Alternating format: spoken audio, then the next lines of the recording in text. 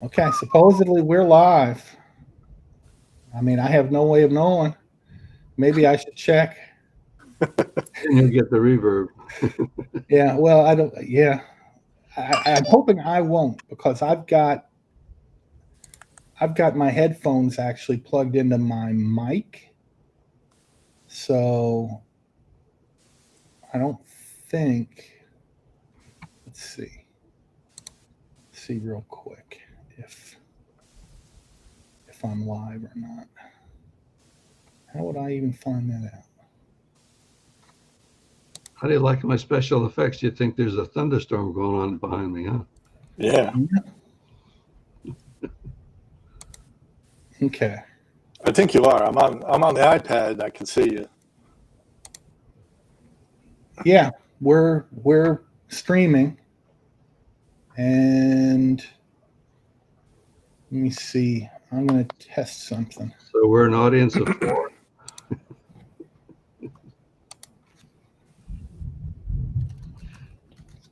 Oh, is this being recorded, Paul?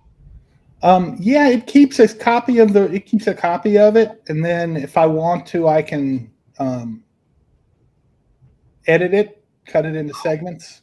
Good. So um, I'm waiting to see if it says anything. Oh, there it came. Okay, perfect. All right, well, seems to be working.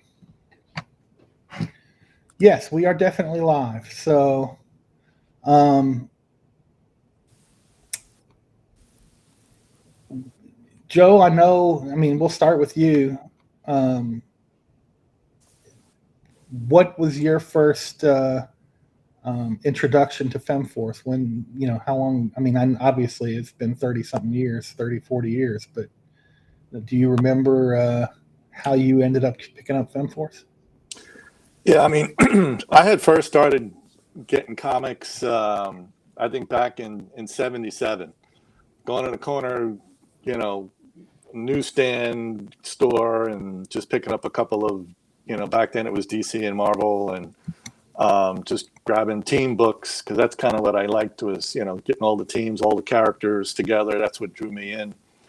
And but I only read for like a year or so, and then was spending my money building like model kits instead.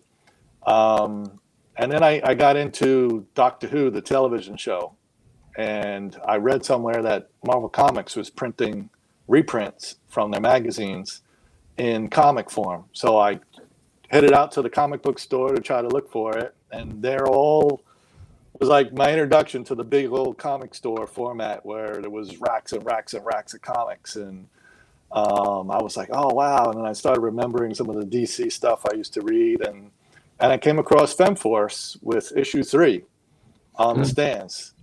So it was early on. I took a look at it, and I think like the following week I went back and they had issues 1 and 2 in the racks behind it. So I was able to get from the beginning the run.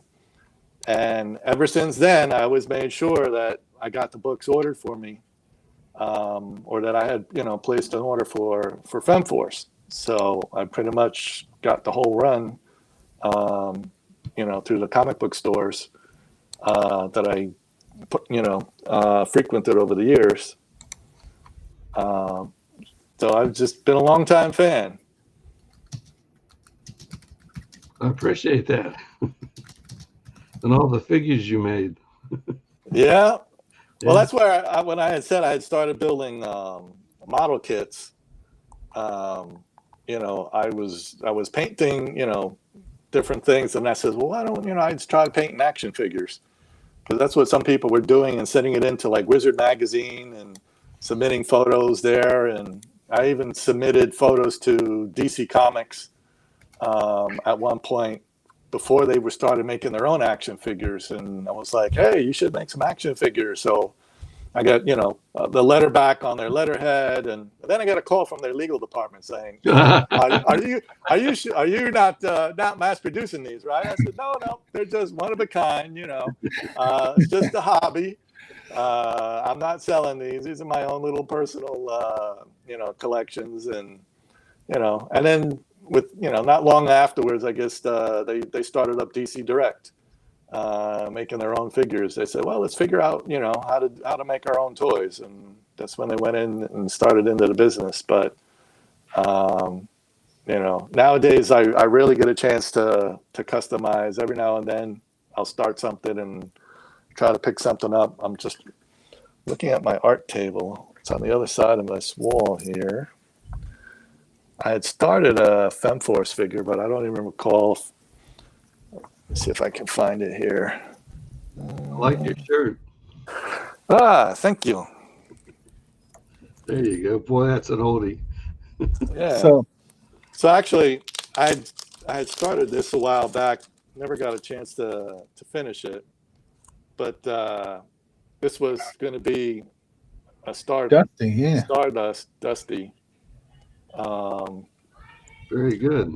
I had attended a customizing event sponsored by Boss Fight Studios, who manufactures these little figures.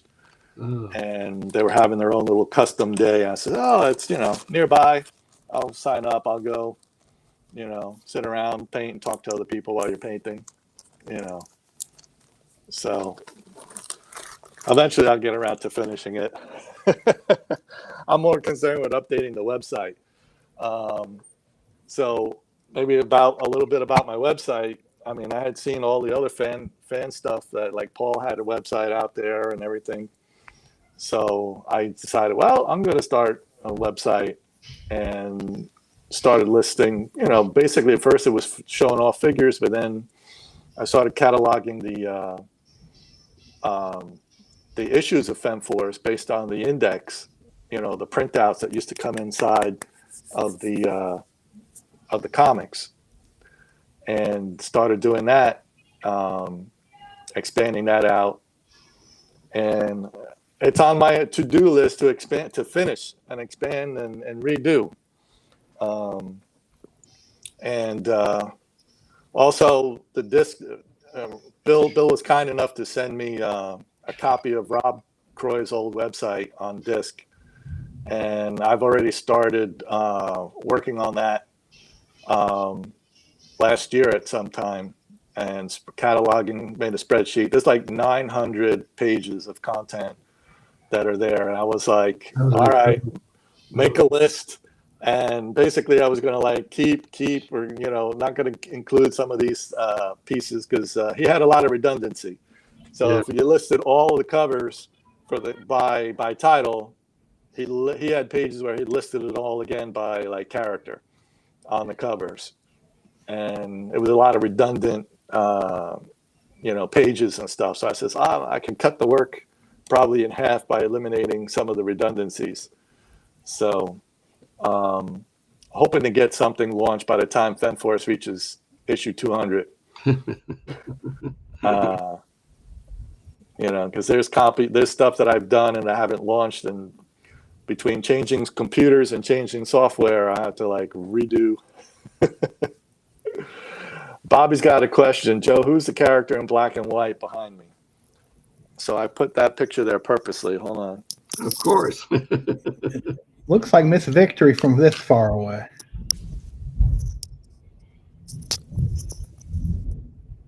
Okay. So this is a picture of Ms. Victory. Hang on, let me see if I can put you full. Aha. There you go. So Well, who did that? this is Joanne's Vic, who did some art. He worked for AC on a couple of stories. That's very nice. Yeah, so it kind of reminds me of the Rad cover, where it was a big blow up of Rad on the front cover of one of the issues. Kind of reminded me of that. And also, I think one of the Origin books, like the Femforce Origin, had a similar like big picture of Ms. Victory, partially at the top, but the rest of the team on the bottom. And I saw this I went to a convention nearby that he was there, and Mark was there, and I saw that. I said, I got to get this. It's really nice. Yeah. So I was like, I've had it for a while. I finally framed it. It was standing up in my showcase where I had the AC statues. But yeah, it was kind of a neat little thing it's rare, you know, that to get some of the original art, you know, composition. I know when I went to MegaCon and saw you guys, I got commissions from quite a few people that were there. Okay. So, you know, like I said, I'm going to be working on my website eventually. Oh, Rick. Enhancing it. Yeah, Rick is there. Hello. Hello. Oh, we lost him. Yeah.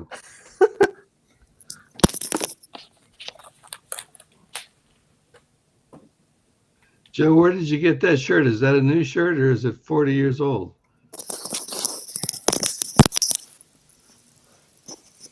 The shirt, Yeah. it's still available online from one of the retailers to order. Really?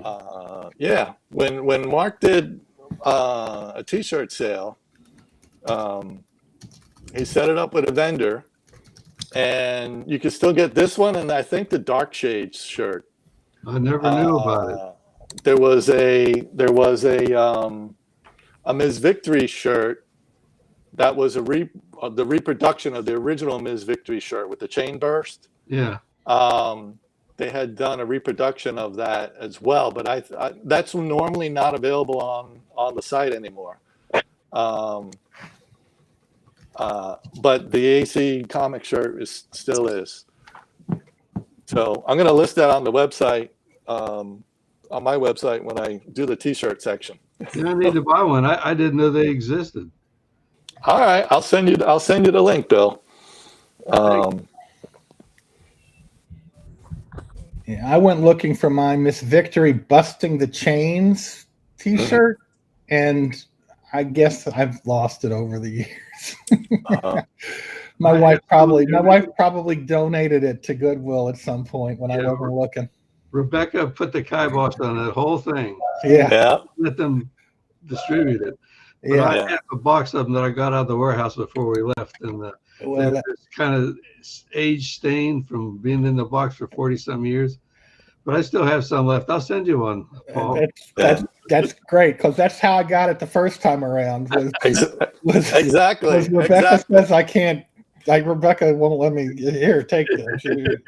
Just don't tell anybody where you got it.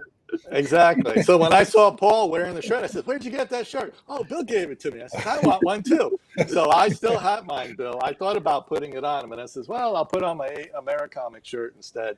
But because I got a bunch of the old AC T-shirts. I actually put on the Sin shirt, which was the Brad Gorby artwork on the front. But it was a little tight. It was a large. And I was like, I got to lose a little more pounds. I'm losing weight gradually there. I've outgrown all my large shirts too. Look, there's Rick's buddy. Yeah. There's a nice back end view there, Rick.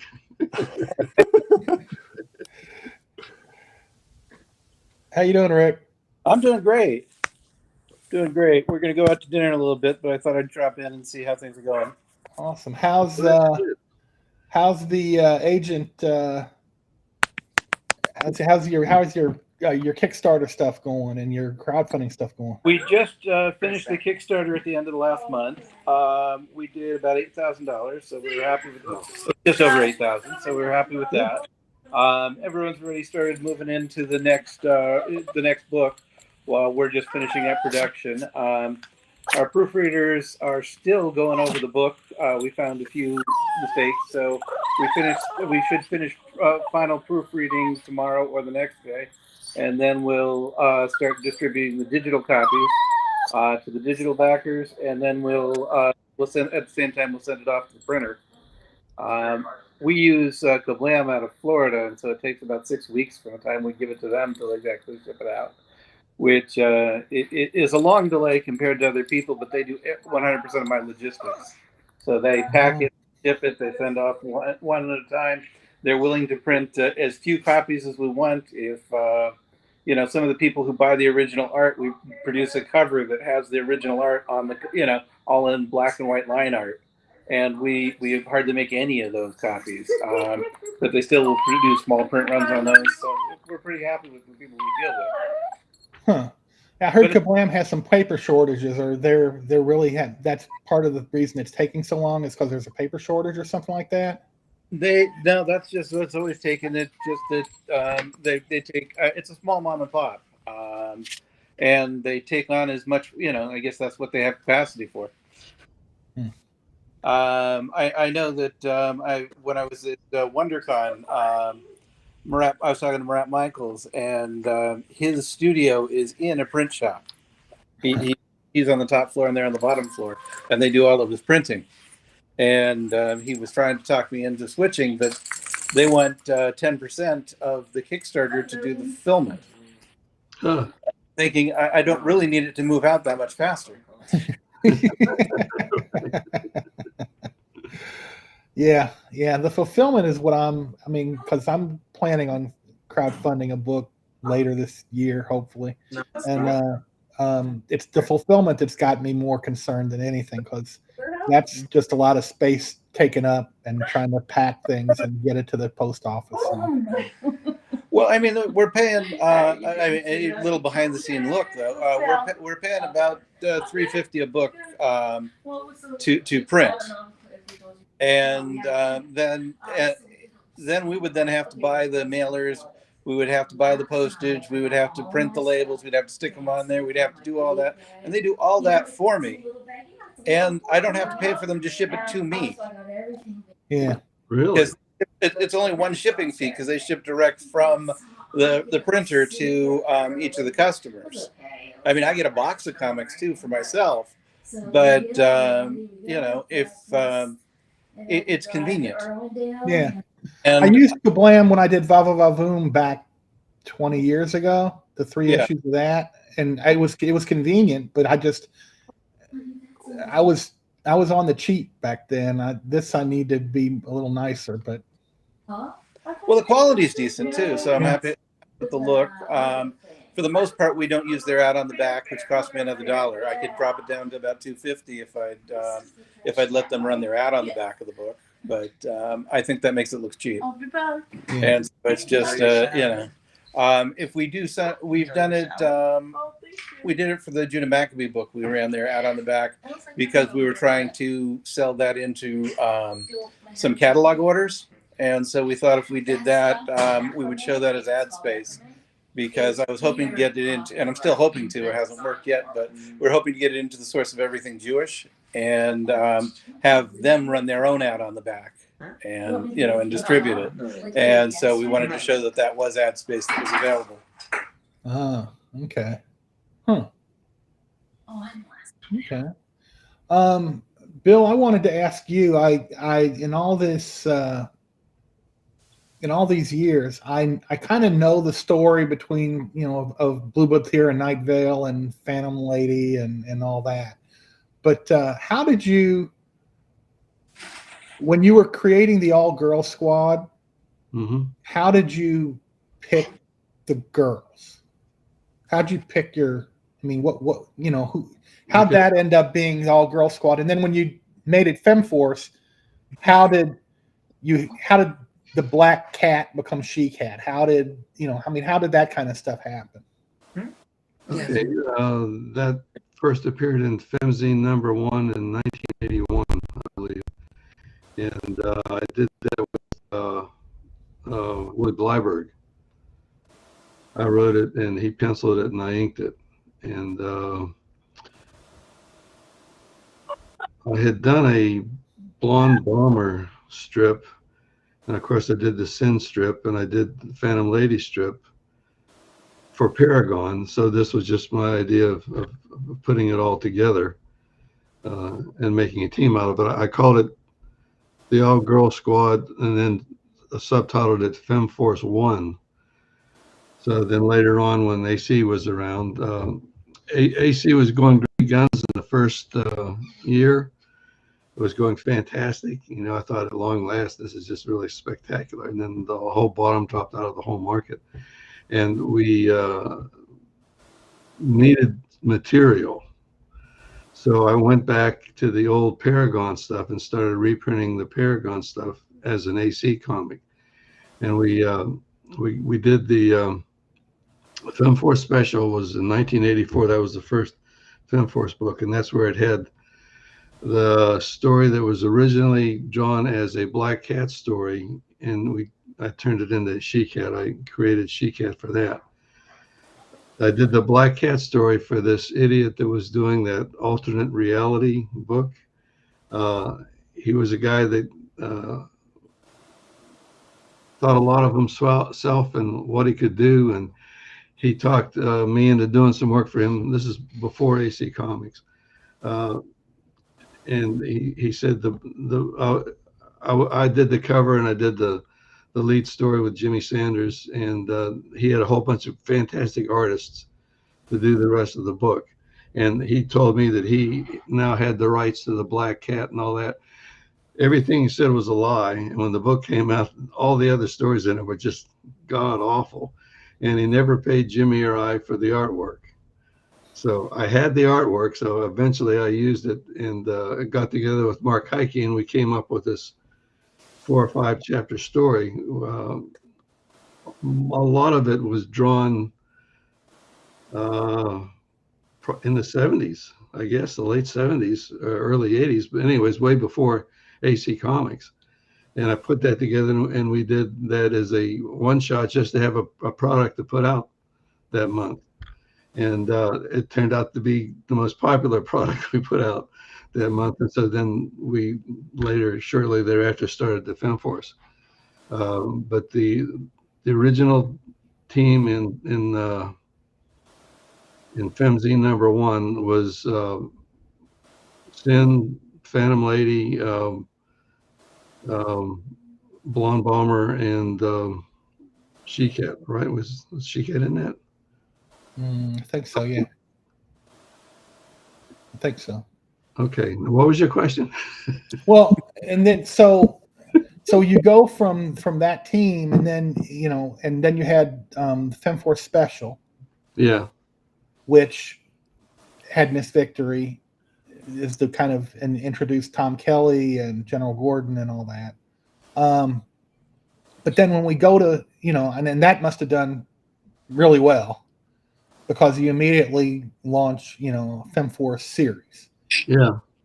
But at the beginning of the Femforce series, the Femforce is Night Vale, but in her blue bulleteer guise, because she's for at that point she's holding she's her time as a sorceress has made her cold and unfeeling or whatever, and she wants to feel more human, so she kind of takes away her own power temporarily so she can go back to being the blue bulleteer. Yeah. And you have Tara gets introduced, but not as a Femforce member, but as an expert who's going to help on this time triangle theft in the Amazon or whatever. I mean, so she's part of the team, but only for that. It's in theory, it's she's helping on that mission for a team that's already exists. Yeah. Well, the team was Miss Victory, She Cat, the Blue Bulleteer, and the Blue Bulleteer, and that was the team. And Rio Rita's granddaughter, who was one of the people they were trying to rescue. I mean, so I'm just, how did you move from, how did Tara get in there? The whole thing started back when I was working for Marvel, and I suggested to Roy Thomas, after doing that, What If the Avengers was formed in the 1950s, where we worked with Venus and Namora and Jan of the Jungle. And I suggested to Roy that, hey, maybe Marvel ought to do a team up of all female characters that had never been done before. And you could put in Miss America and Blonde Phantom and a lot of the Golden Age characters that had slipped through the cracks. And there's another Jungle Girl, the two other Jungle Girls, Lorna and the Leopard Girl. Yeah. But he said, no, female characters just don't sell. So he poo-pooed that idea. So then I did it on my own in Paragon. And Roy read the Paragon books, that's how he got up with me. He wanted to hire me as an inker, so he was aware of all that stuff too. And when I was working for a film production company in Orlando, which was doing quite well. We were making like 200 films a year, and all of a sudden, for political reasons, the corporation that owned the company that owned the film production company decided to pull the plug on the film production company. I had 1 week's notice and 1 week's severance pay, and I had to come up with something. So I was having the Paragon flyers that we sent out at a local printer in Longwood, and he said he could line me up with a 4-color printer if I wanted to go into it as a full-time business. And David Scroggy, who was doing Pacific Comics, one of the very first independent companies, he told me that I should make the leap to do the color comics. And so when I did that, I kind of shied away from the girl stuff and did the male heroes and all that, because that's what was selling in the market. And I guess I was always fated to stick with the ladies, because that was my fortune for my whole life. And so then after 1980, everything tanked at the end of 1983, and 84 was a rough year. And then we did that special in 84, and then in 85 we started the Femforce book.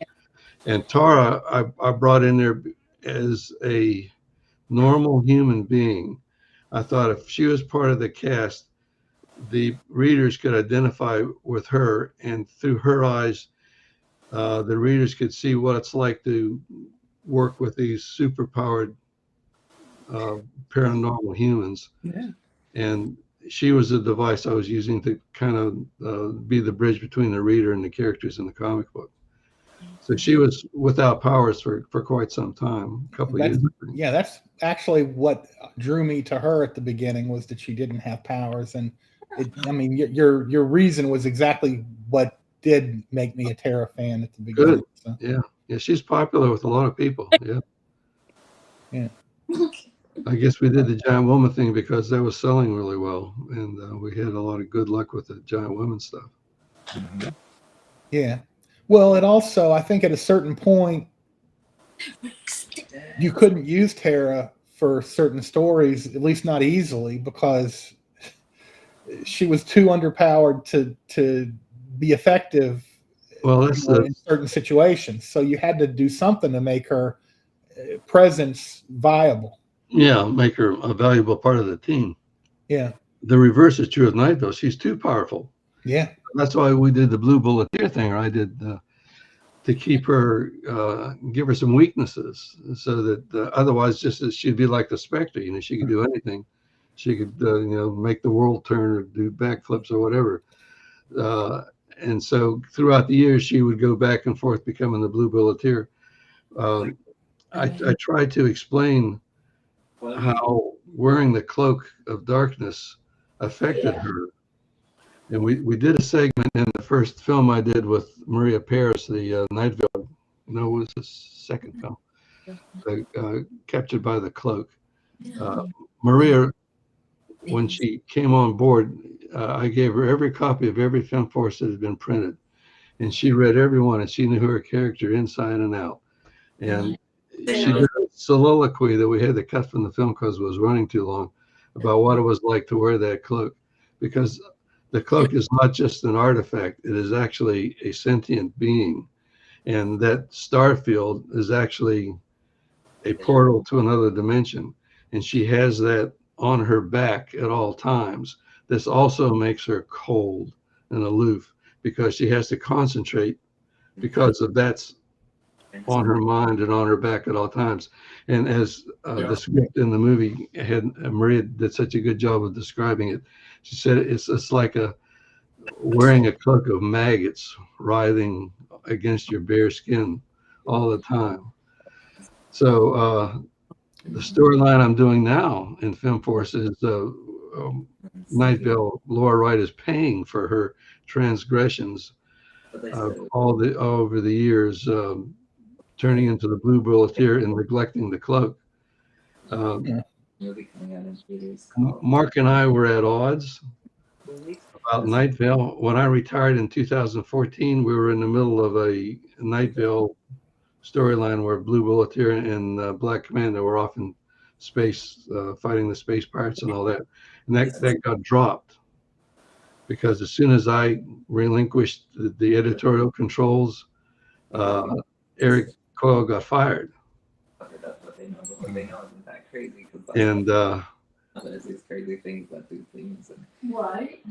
I kept that storyline going in the Paragon books, okay, which Mark Stephen Greer and he was wasn't aware of, I guess. And he had Night Vale doing something completely different. So when I jumped back on board with 188, I tried to bring it all together. And now the storyline that we're doing in 197 incorporates part of what Mark did while he was in control of Night Vale while I was gone, with like some of the characters that he brought into it there. And we're seeing the repercussions of what Night Vale has done in neglecting the cloak.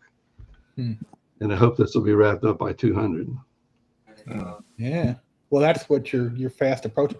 Do you still have the cut footage of Maria describing what it's like to wear the cloak? Actually, on that disc, I put it on as an extra.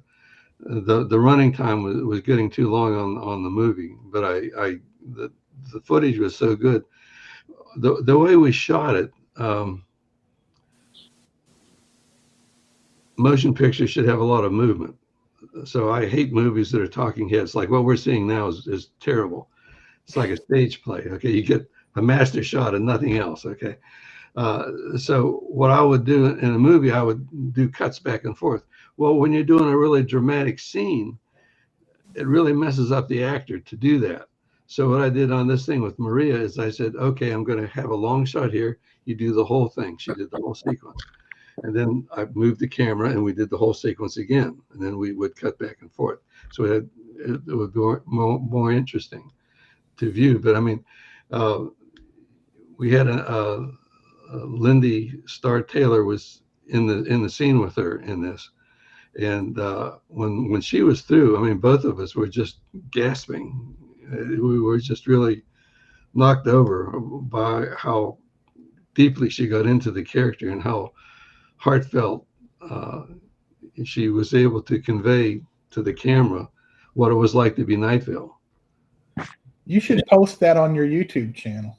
Yeah, I should. Yeah, Rick. I mean, I'm so far behind on those blogs. See, going back and doing Femforce just threw everything, into the dumpster temporarily. I hope. Well, so I have. Go ahead. Oh, it's very matter. Are we breaking up? I think that's Rick. Yeah. Sorry.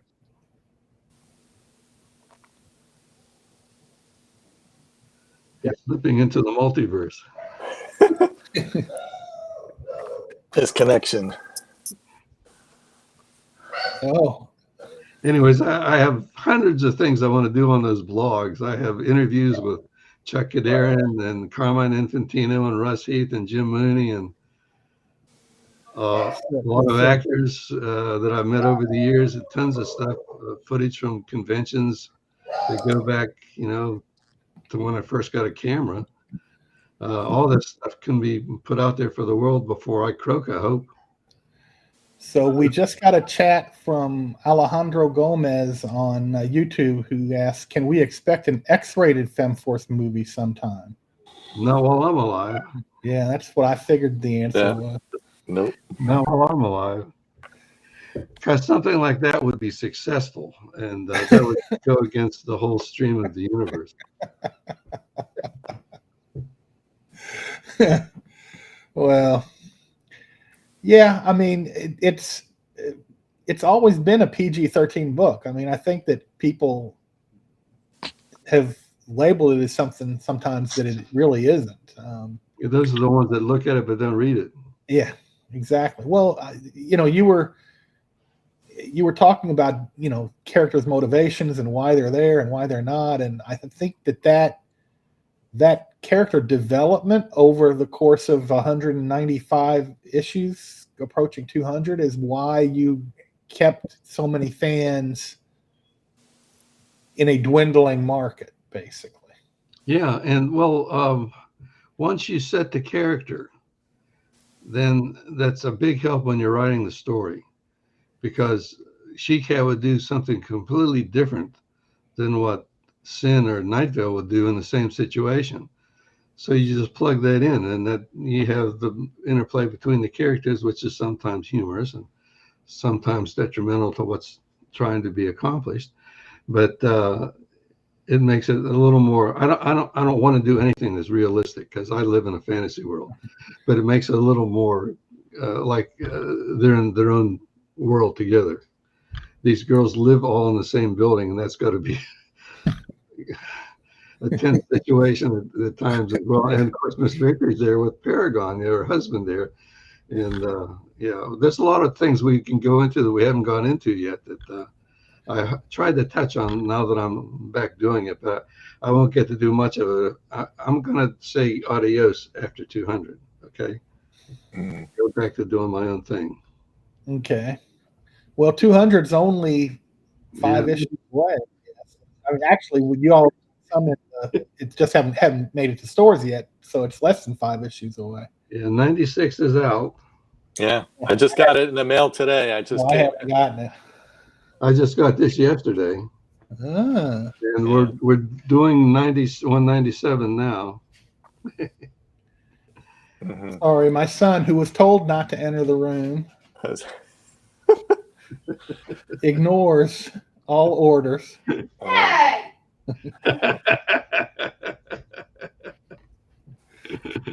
Yeah, I gave 196 a quick flip through, and I see what you were saying about the Night Vale story with the cloak that you're building up to, and going through that. And I've always appreciated that, Femforce is more reachable to all ages, and as far as any nudity is covered up, where in the AC books that's the way it's pretty much, and then Paragon has its own version of doing things, so it's like, you want that, go to Paragon, but keep the AC stuff all ages, all friendly, right. For the fans, and especially since they care so much about the characters that they've built over all those long years,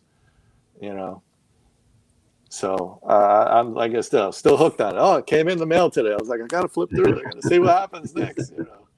Yeah, Bobby's got a backup story in that. He's doing a good job. I'm really glad he's part of the AC staff now. He's a godsend, actually. Yeah. I mean, Bobby's work has been great. I enjoy the stories he's drawing. Yeah. So. Work. I've got him doing something for me. I've got him doing something for me.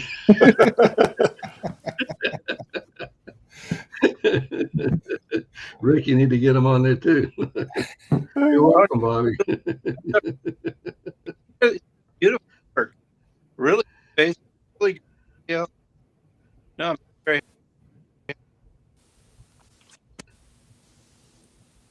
Can you guys hear them back? Yeah, your volume just goes in and out, so it's very, very choppy. We hear every other word. Sorry. But yeah, the artwork that Bobby's using for his icon on there was from that issue 196. And I don't know who was inking it. If it was Jeff Austin, Mark inked it. Yeah, I mean anything that Mark or Jeff inks, I mean, is usually phenomenal. And then I know, Bill, I know times in the past you've been inking over other artists that did the pencil work and contributed to the different stories over the years. But now I guess you're more focused on, I guess, a select team as opposed to having a lot of international artists kind of like throwing in their artwork and stories. Because we're not really doing the digest where we're having 10 stories in an issue anymore. No, yeah, and that was very hard to get your head around because there's so many different things coming on from so many different points of view, which was hard to get your head around because you had to. They couldn't all be happening concurrently. And Mark Heike likes to have a continuity going, and that was difficult to do in that format. And my continuity is different than what Mark is doing in Super Babes. And the deal I made with Mark coming back on to do that, I was very excited that we were going back into color, and I always figured that it would probably be no more expensive to do a short color book than it would to do a long black and white book. So I was really glad that came about, and I said that I would do it. I would write it, and but I need to work with Eric Coyle.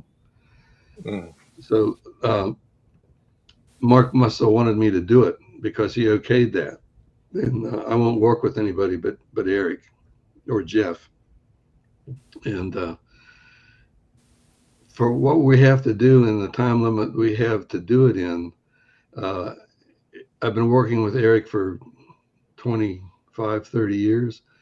So I know what he's going to give me, and I know it's good for me to ink. It's a fairly easy thing to do. Gorby would have driven me crazy. Of course, Gorby himself is insane. But, I mean, that to me that was the best run on Femforce was when I wrote it and Gorby penciled it and Mark inked it. That was like top notch. Yeah, that was so. But Gorby is. All artists are a little bit screwy. He takes it up a couple notches. Okay, so I don't even know where he is, what he's doing now. I tried to stay in touch with him, but he's. I mean, I love him like a brother, and I wish he was still doing it. But I work much better with Eric, and I haven't even seen Eric in over 20 years. I'll bet Eric is not even on the internet, so we're doing everything through the mail. How's that for old-fashioned? Huh? Wow. Wow, right, yeah. So he doesn't do the work digitally. He does it like still on hand drawing. Yeah, he actually draws it, and then he mails me the pencils, and I actually ink it on the pencil page. Okay. Now with Jeff, we do it back and forth on the computer, and right. The pencils exist as a separate entity from the inks. But I like the fact that I have the control that I have on the Femforce, that I'm writing it, and I'm inking it and lettering it and coloring it. Then I'm fairly pleased with the results within the time limitations with all the other stuff going on. Now that I've finished the Mummy Creeps last year, I'm a lot. I have more time to work on the Paragon books, which I've neglected, and the keeping up to speed on the Femforce.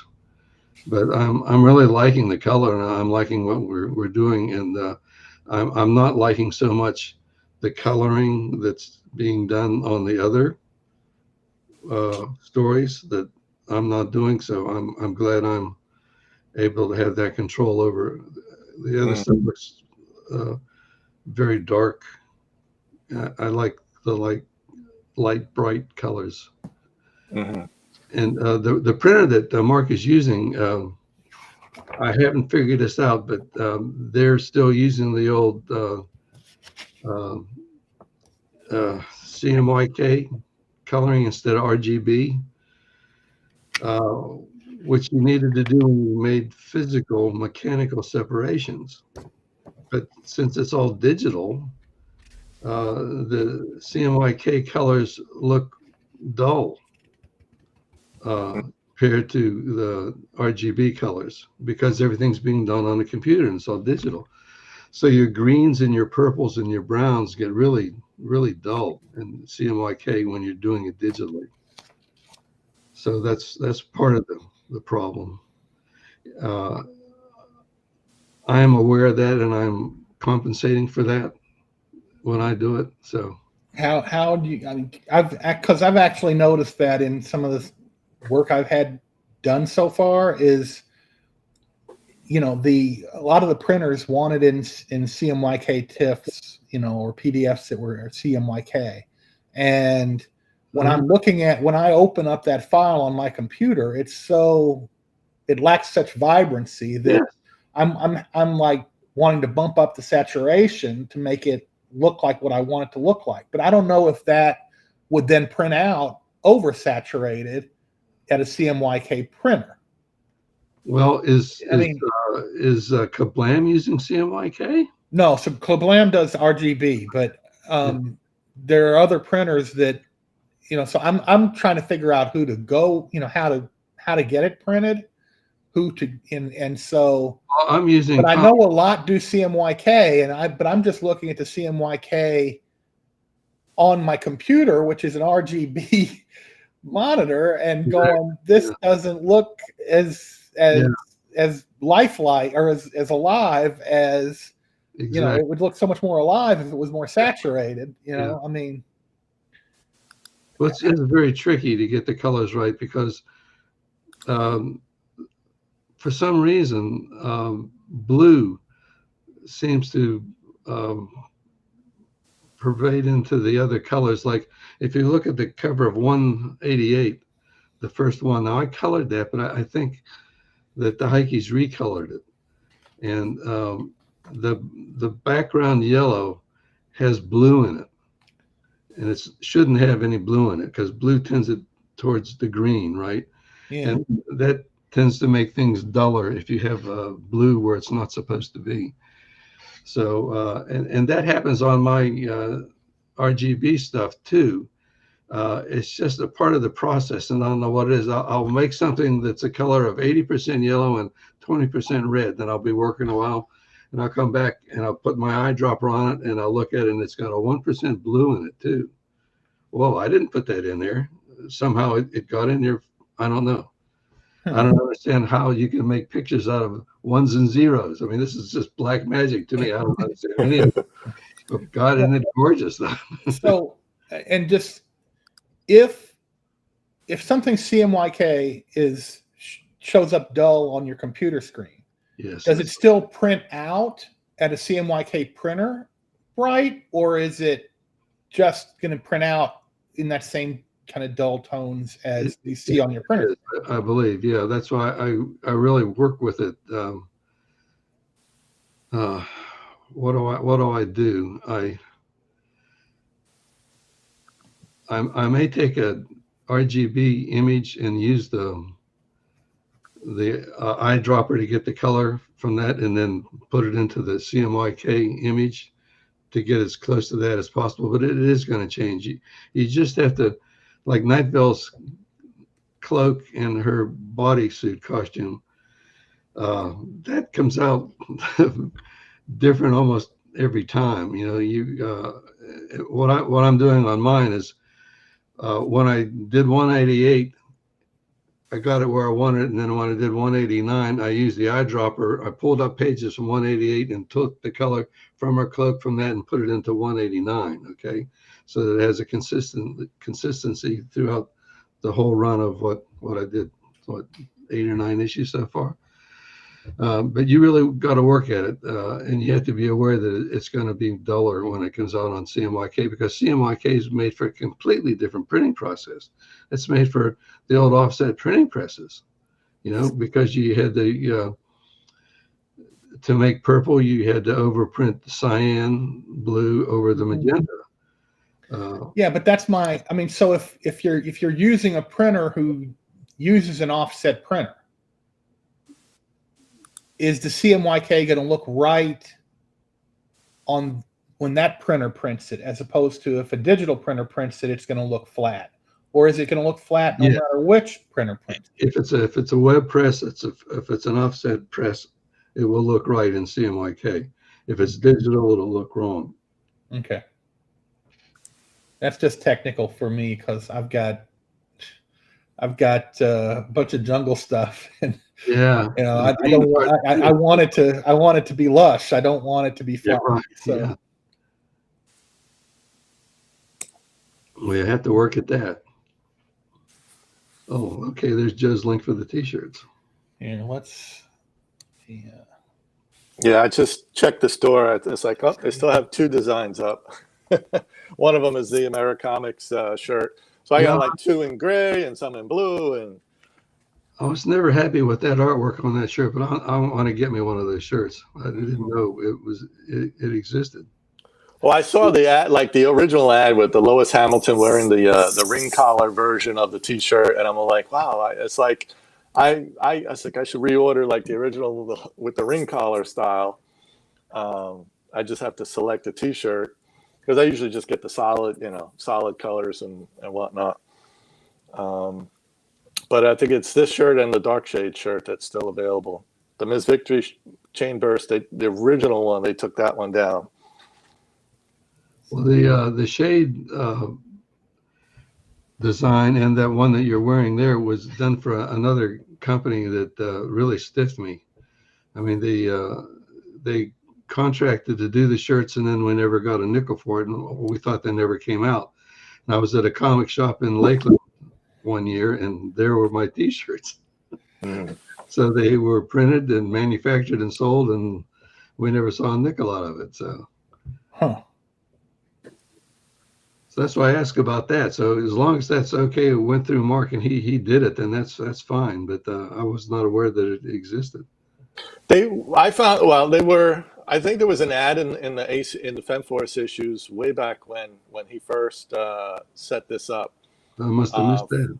For someone who, anyone who was interested in getting the shirts and to be able to find it. But I at this point I don't even know if he realizes that the availability is still there. But every now and then I've popped in just to like reorder some shirts, and for some reason, because I originally ordered the Ms. Victory chain burst, for some reason like I'm able to reorder it, but no one else can because they're denied. Almost like they try to use the link and then like it won't show up. But those other 2 designs are still available. Well, that's the problem. I have to give Stephanie and Mark big kudos for taking over and running AC Comics, because it's a 24/7, 365-day-a-year job. And these other things like the T-shirts and all that, the ancillary products, that they fall through the crack, and there's just not time to deal with it. That's why he's not so active on Facebook and all that, because there just isn't time to do it. And then you have your real life that you have to deal with as well at the same time. So it's difficult. That's why they don't do conventions or anything, because there's no time. You have to do this constantly. I mean, he's 15 years younger than me, so Mark he can stay up a little later than me. And I mean, he's put in all-nighters, and I can't do that anymore. So yeah. And they're also doing the 21st Centurions book. That's right. Yeah.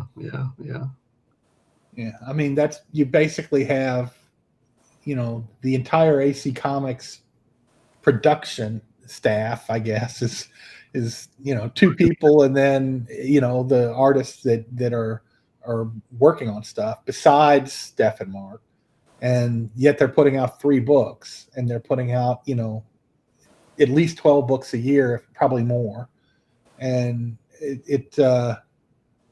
that's amazing. Yeah, it is. But it's you're working on. You have to be working all the time. Yeah, you do. Now, Bobby has a question about the AC character statues. Now, we did the Blue Bullet here we see by Paul there, and we did the Yankee Girl. And Stormy Tempest, although she has blonde hair. And you did Stormy Tempest statue? Yeah. Well, it's not a statue. No, she was a figure. She was a doll. I got that. I was like, statue. Wait. No, it wasn't a statue. I got the figure. It was incorrect.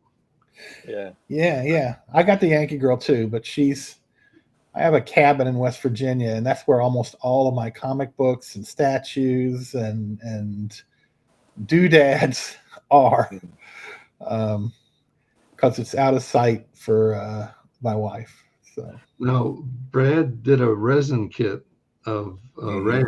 Rad, yeah, and that's not available anymore. And if I remember correctly, Mark Heike hand painted every one of those. Wow.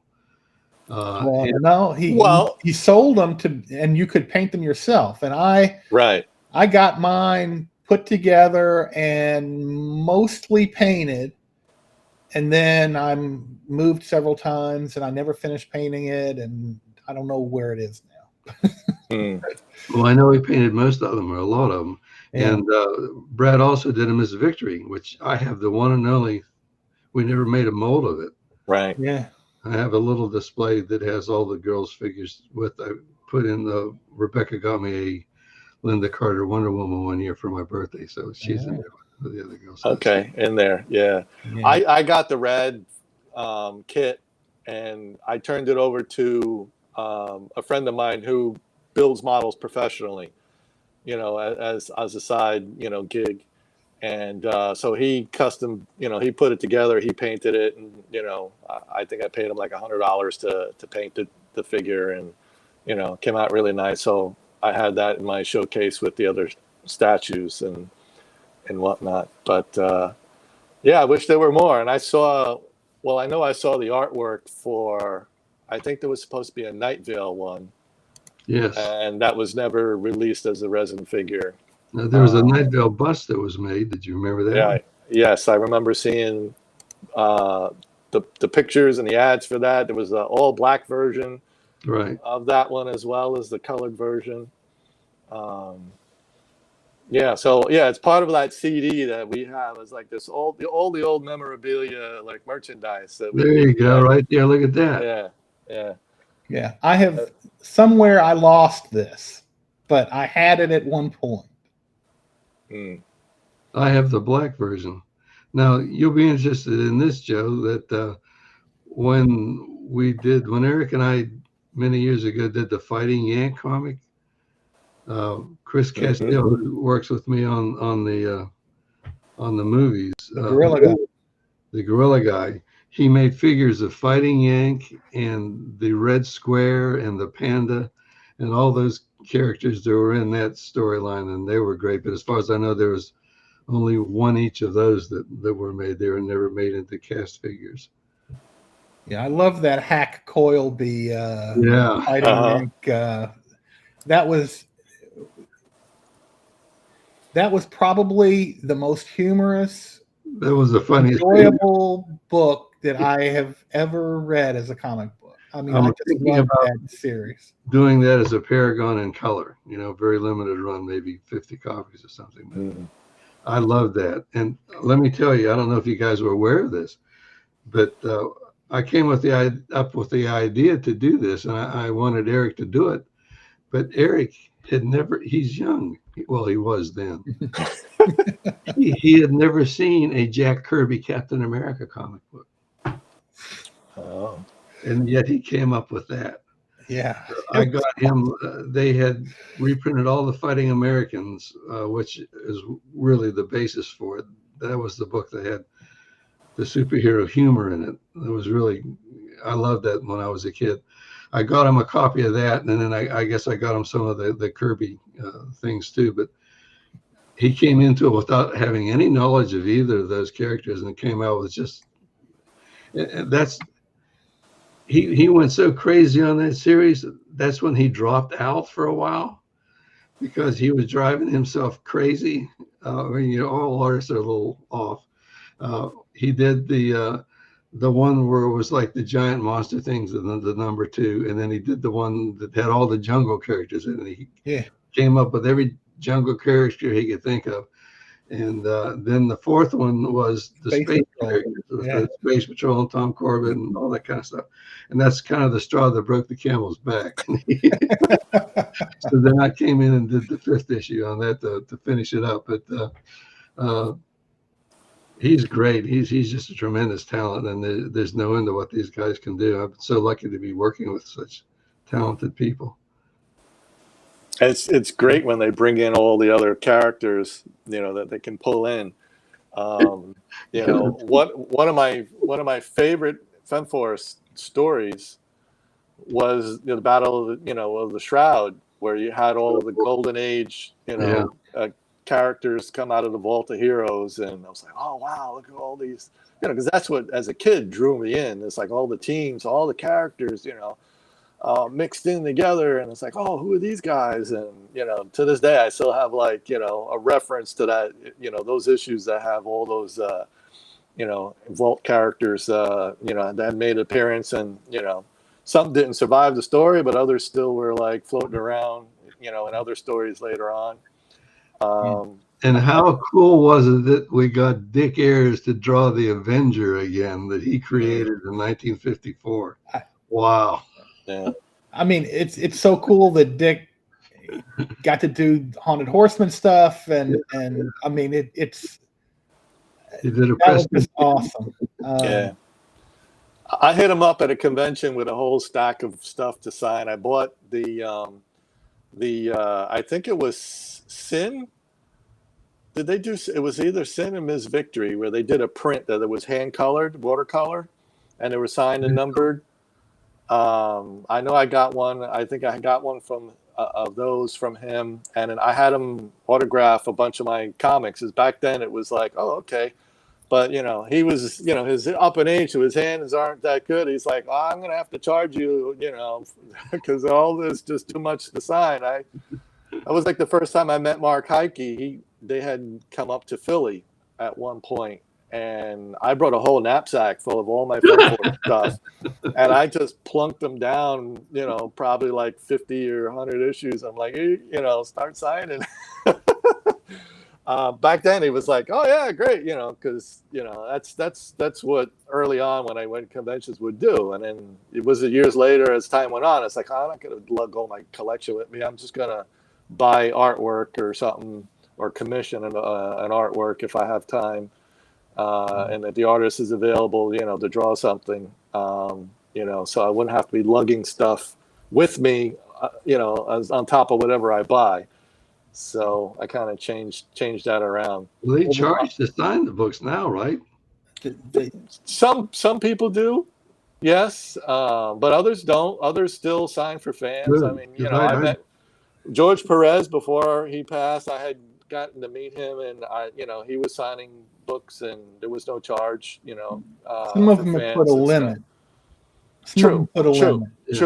Exactly. I mean, I think what was happening, and it wouldn't have happened with Mark and Femforce, or is you have a lot of dealers who will bring 100 copies of something so that they can sell it at a jacked up price. Yeah. When a guy walks up to you with a knapsack full of Femforce, he's a Femforce fan.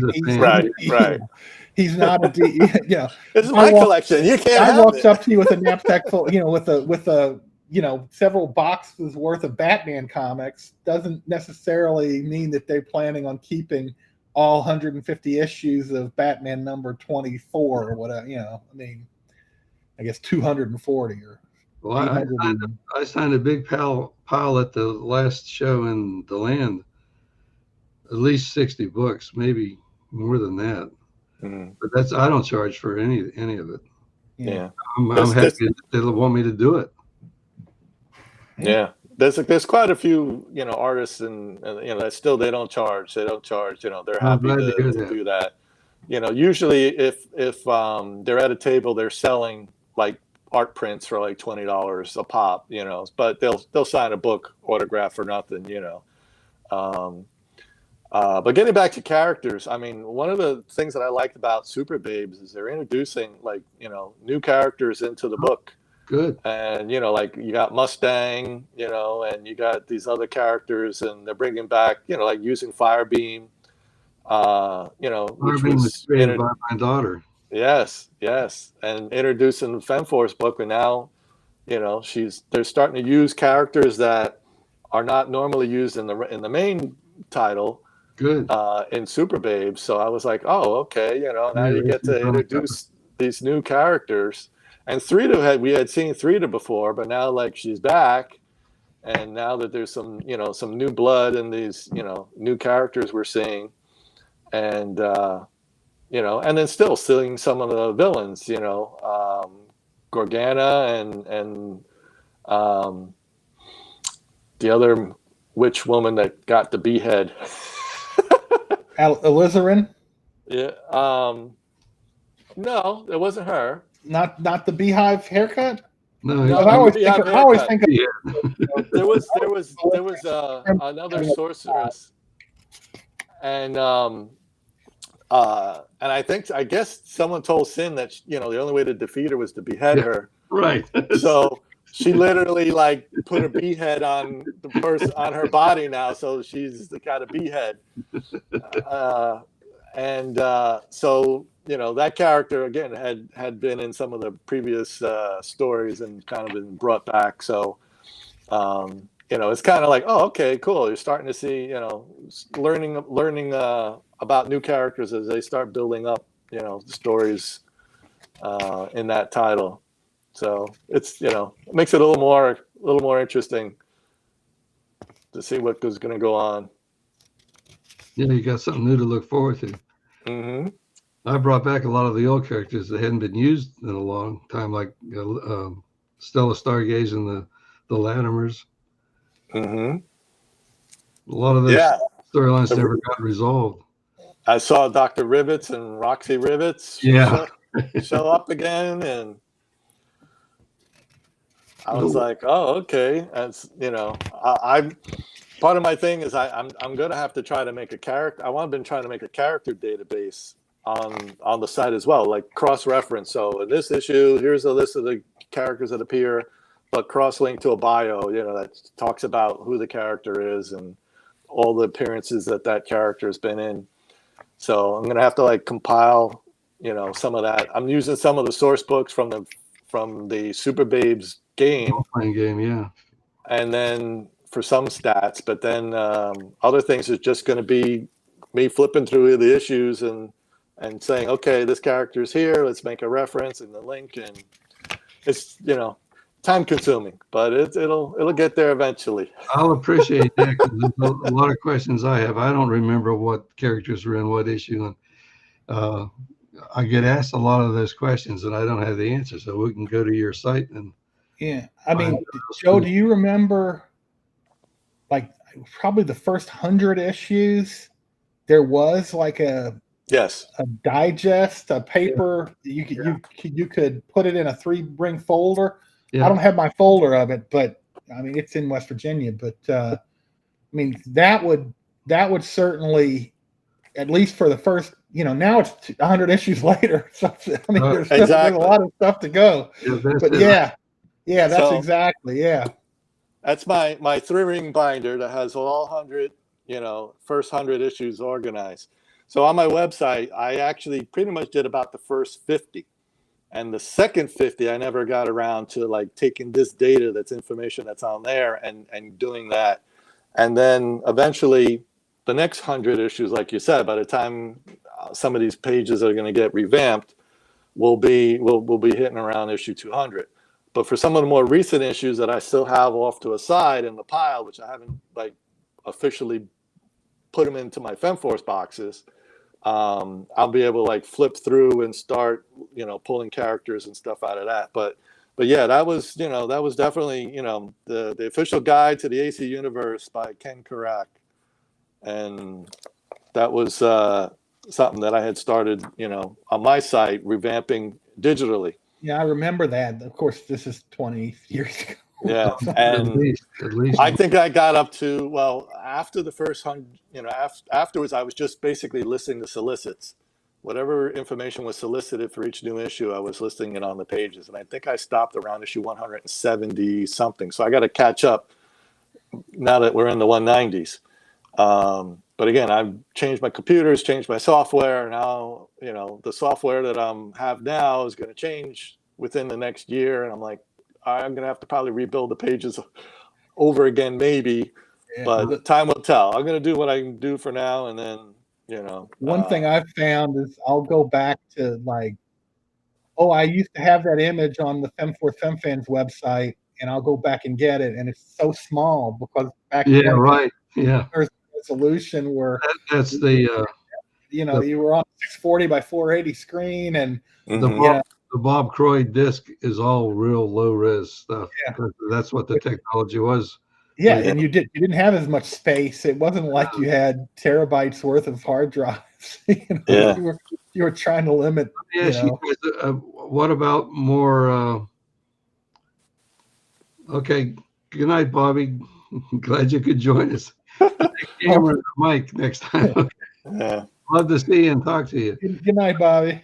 Let me ask you about digital versions of the Femforce. I got the first 51 issues up.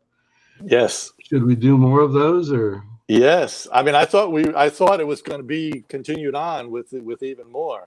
I did purchase them from the site, and have them. I was like, okay, and this way it's a quick, easy, way to read, rather than have to dig out my comic boxes again. Yeah.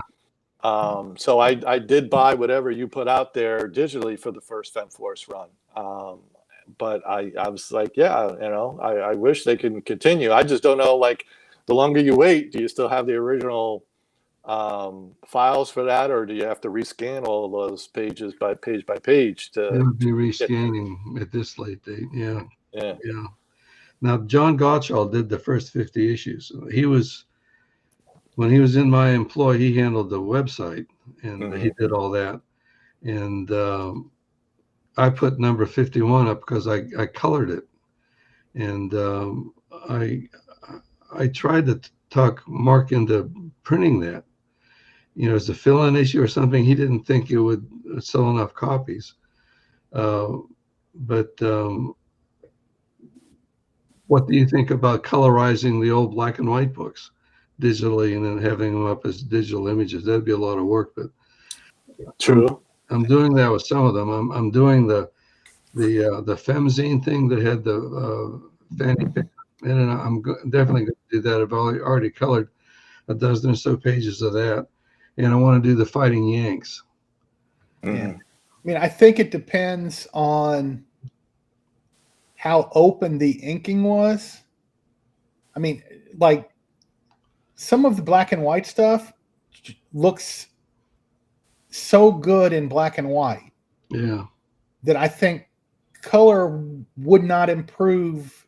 It's just, it's true. It's really good. It's really good black and white, and it gives a whole sense of mood to it. And I mean, so I don't know if it's necessarily easy. If it's just, if it's kind of more open line art and there's not a lot of cross hatching and there's not a lot of adding in tones and things like that through ink, then you could, coloring it would probably, be a bonus. But that's what I'm thinking. That, like, Eric is good to color. Yeah. Gorby would be a nightmare to color. Right. And that's exactly what I was thinking. I mean, I'm like, like something like issue 90 that had, Tara being chased through the forest by the hunter guy or whatever, and she's taking out guys on motorcycles and all that. That was in black and white. It wouldn't be better in color. Yeah. But more recent stuff that's not, I mean, I know that, or I don't know, I guess I sense that. Hello, Eric. Hi, Eric. Hi, Eric. I sense that, Jeff is a really good inker, especially if it's in black and white, in setting light and setting atmosphere. And, if you're asking him to have colors put over the inks, it just kind of muddies up the picture. Well, I'm working with Jeff on that. Jeff doesn't close his lines. And when I'm working with Eric, I have everything tight. Everything is close so I can spill the color in, and that really saves you a lot of time. And so I gave Jeff a little 3-pager, and he did tight lines. And so he's working in color with Jeff. I mean, Jeff in black and white should be the way he's always done it. In color, he is adapting a little bit, making it a little more open. Yeah, he's the go-to guy. Like he made Rock Baker. I mean, Rock would just do like coloring book. Yeah. sketches, and then Jeff would turn it into Neil Adams. Exactly. I mean, Jeff is. That's the thing. He's really good at I mean, he's fantastic, and so it's almost a shame to like cover up the line work, you know. But there are styles that would be fabulous for color. So it just depends on the story. The story and the Dick Ayers stuff would work, and the Dick Ayers would work, yeah, because he was, for color.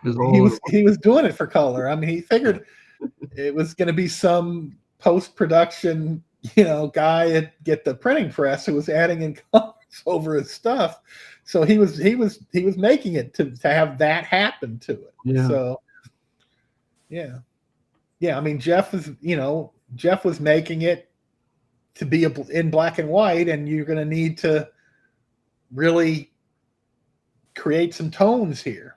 Yeah. Well, it's all color now, so anything Jeff's doing now it's going to be colored. Yeah. It's just a matter of going and trying to do something similar on some older stuff. I just discovered yesterday, Cliff brought me all the back issues of the Creeps that I didn't have, which was a stack about, where's my hands? And I found out Jeff's been doing work for Warrant. He's doing stuff in Vampirus Carmilla, and he was in the annual for that, I guess. So I didn't know that this is the horror story stuff. So his style really lends itself to the horror stories. There were tons put on it too, I believe, but it really wasn't necessary. But it's all in black and white. Yeah, I remember back in the day, some of the older horrors, that genre lends well to black and white as opposed to having a colored book. Then sometimes the company would reprint it in color, and then it was like, it's not as good. It's not. Yeah, that's a big difference. Yeah. I remember it was like Marvel had done like the Moon Knight, and a lot of it was heavy, a lot of hatching and dark and in the woods and a lot of trees and leaves, and it was like good in black and white, and then when they tried to color it, it was like it's not as good in color. Well, I know a lot of guys didn't buy Femforce because it was black and white. And then when we went to color, some guys say we're not buying it because it's not in black and white. Mm. And I prefer color. I mean, it's changed over the years. We started color, then we went to black and white, then we back to color, then back to black and white, and now we're in color again. So what we can afford to do, Yeah, and technology changes. The color, I mean, it just was a labor-intensive thing to do the mechanical color separations, and printing costs are a lot higher. But now the only thing that's gone down in price over the years is printing. Mm-hmm. It's now cheaper than it used to be 40 years ago. Yeah, and it's changed the whole comic book publishing field, that you can do this on-demand thing, and you don't need to go through Marvel and DC. You can be your own publisher and do that. Yeah, that's what I'm doing with the Paragon stuff. I don't want to ever have more than 50 copies of any book in existence, because I don't want to do the fulfillment on that, And when I started Paragon back in 1970, I mailed out every one of those, and at the end there was several thousand copies, because there were not distributors back then. Right. Everything was done through the mail, one copy at a time. Bud Plant was the only guy that was buying in quantity. Yeah. Yeah. Eric Boyd, who says, "Hello, gentlemen. Great listening to everything being discussed." Has a YouTube channel. Okay. And he's an artist, and he loves Femforce, so just giving him a little shout out. So good. Yeah, wish we had more of the artists come on here. I know a lot of people at the MegaCon this weekend. That cuts out Javier Lugo and couple of Yeah. days. Yeah, I saw his announcement that he was getting set up for that show. I mean, I still have one sister living in North Carolina, one in Florida, near Tampa. So I think MegaCon expanded to do a show in Tampa as well. And I'm like, maybe I'd plan a vacation and go around, so I can hit a comic book show while I'm on vacation. Yeah. And North Carolina, they're doing some Galaxy Con, I think is the name of it, that's coming up. But I haven't made any vacation plans just yet. I got to get the car. The car's got to get repaired, and then once that's done, I can take a long distance road trip. All right. I don't understand the terminology. What's a vacation? Yeah, right.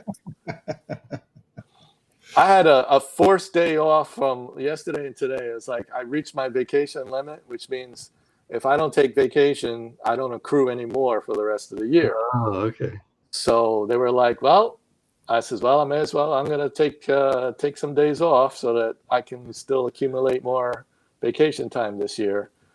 But again, I will take probably like a full week or two off eventually. And usually that's when I start working on the Femforce project. So you're right. What vacation? Yeah. I'm like, bring my laptop with me when I go visit my folks and start working on the website behind the scenes. Last time I was just going through every page, pulling them up and just categorizing it, Are you going to have the cover of every issue up on your site? Yeah. Cover Yeah. page? Everything that we have there, and what I may have to do is research for anything that existed after Eric's site, was done on the disc, because anything that came afterwards, I mean, I have all the Femforce stuff. I have to dig through for any Paragon issues, like the Man of Mystery and stuff, titles that ran, quite a long time. I'll have to dig through and stuff, but I know there's so many different places where covers are easily available. Bill, is AC still doing Men of Mystery? No. There's just the 3 books. Okay. He wants to do a 4th book, but it has to be something that he and Steph aren't doing because they're trying to lighten their workload. Yeah. Mm-hmm. It would alternate with 21st Centurions so that they'd have a month off or so to catch their breath. So if anybody has any ideas what you think that the readers would like to see, that would sell enough that they could keep it going, like a Night Vale book or a Tara book or a Sentinels of Justice. Hey there! Hey, there's Mark. Hey, Mark. Glad to see you. Sorry I'm late. Had a previous family engagement I had to take care of. No, it wasn't an engagement. It was a birthday party. That's right. My daughter is 28 years old now. Okay. Hey, that's a good age. Rick was on before, but now that you're here, you're keeping all the hairstyles the same now. Yeah.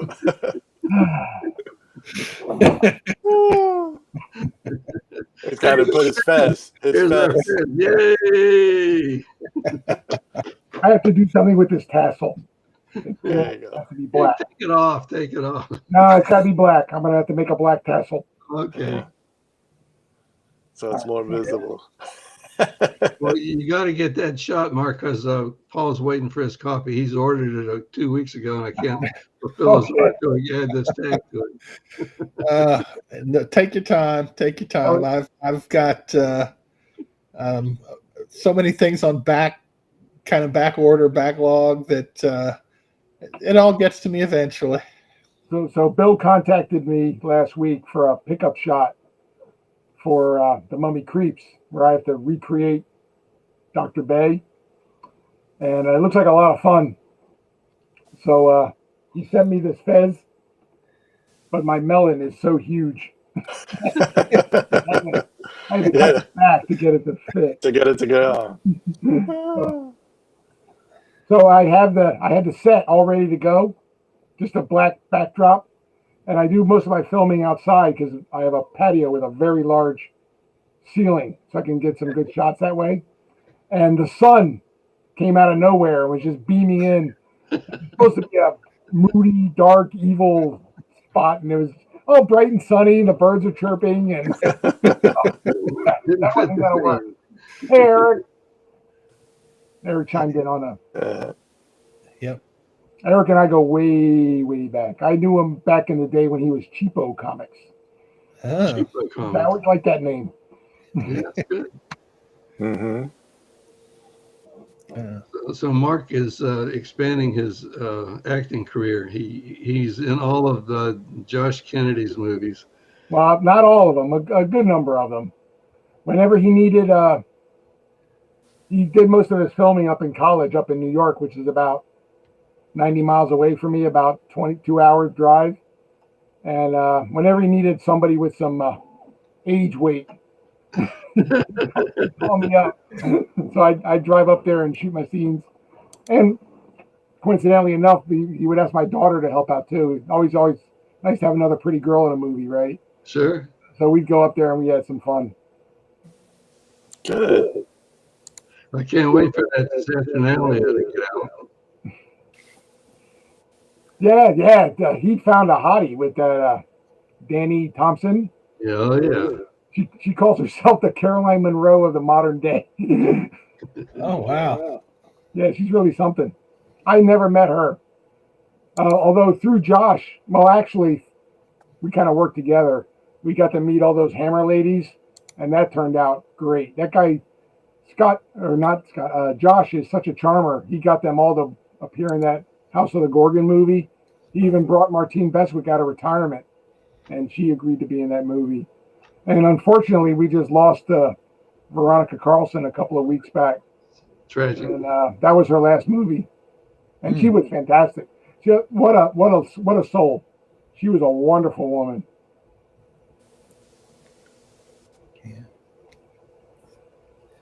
Yeah, I guess we're talking about movies. Oh, and Bill gave me I think it was my first shot in a movie. Was I went down to see Bill and the gang down in Florida had a convention. They like off in a side room of the DeLand convention, and we just chit chatted all. He invited anybody who could come down to come down, and I had written a grand total of 2 Femforce stories, so I was an old veteran by then. So I went down there, and all the guys from my youth, my 20s on up, were there.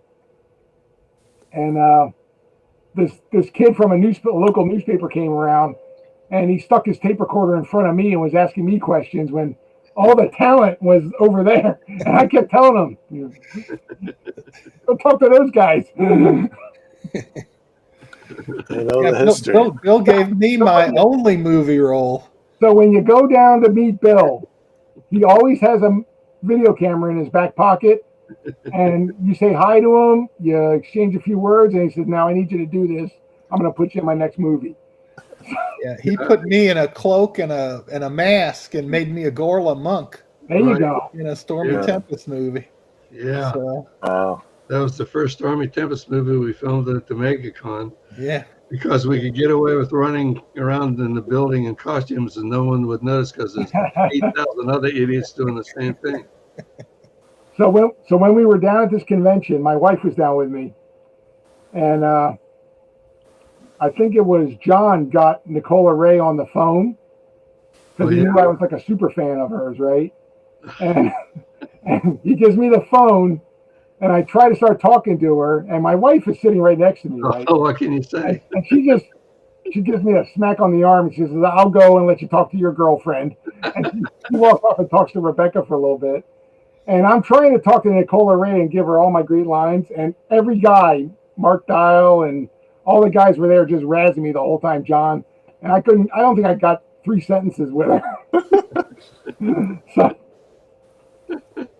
Well, Nicola would make a great Miss Victory. Well, she's out of the picture. She doesn't think she's what? I don't think she's blonde enough to be a Miss Victory. Well, there's a gal here in Florida who would be the perfect Miss Victory. Yeah. I'm blanking on her name. She's the most beautiful woman I've ever seen. She's on Facebook. Oh God, it's terrible. When you get old, it's a shame. Yeah. Well, I think my friend Kara Nicole would be a good Miss Victory too. Yeah, absolutely. Yeah. She really. Oh no, that's who I meant. Kara Nicole. Yeah, that's who I meant. Yeah, actually. she did a fantastic job on that Black Phantom cosplay. Yeah. And I sent her a couple of. I think I sent her a few items. She used the hat I sent her and the blouse I sent her, but everything else she said, "Nah, that's not good enough." And she had those leather pants and she found a real gun belt. I sent her some. You know, it's kind of weird these days with conventions. They're really trying to steer away from guns. So she used a real gun belt with a real gun for the photo shoot. But when she did the Black Phantom cosplay at Steel City Con, she just omitted the whole gun part of it. She just left that home and just had the whip on her belt, which I said that works fine. You know. Yep. Yeah. who's looking at the gun belt anyways? Exactly. Yeah, no, that's Kara Yeah. Nicole. That's who I was thinking of. Yeah. Yeah, she'd make a great Miss Victory. I didn't want to feel left out, but my only role in the movie was Mark's movie. I was a little movie short. Yes. Like, hey, I need you to help me out with something. Are you available? And I'm like, yeah, sure. I needed a big guy, right? And I met Joe at a local convention, and I said, "That's a big guy." so he got to harass my daughter and carry her around. We had a lot of fun shooting that one. I learned from the master, Bill. Well, to go way back again. So we go down to Florida, and I met Bill the first time, and he said, "You want to be in my Garganta movie?" And we shot some scenes, but unfortunately it was overcast that day. Yeah. And when Bill looked at the footage, he says it just wouldn't match up because Right. all the others, bright sunny Florida, all the other scenes were fantastic. So that was my introduction, but I never really got to be in a movie. That footage was unusable. So then the next year he wanted to do wraparound scenes for all his Nyoka serial movies. And as soon as I heard about that, I said, "You need any help?" And always. So I flew down there, and that was a fast pace. You want to talk about fast paced movie shooting? When everybody shows up, that camera starts rolling, and boom, boom, boom, boom. We don't have time to fool around. But it's always a fun set. Everybody I met in Bill's circle is a good person. Yeah, they're a lot of fun people. We have a lot of fun, and they're all professional. May not be the right word, but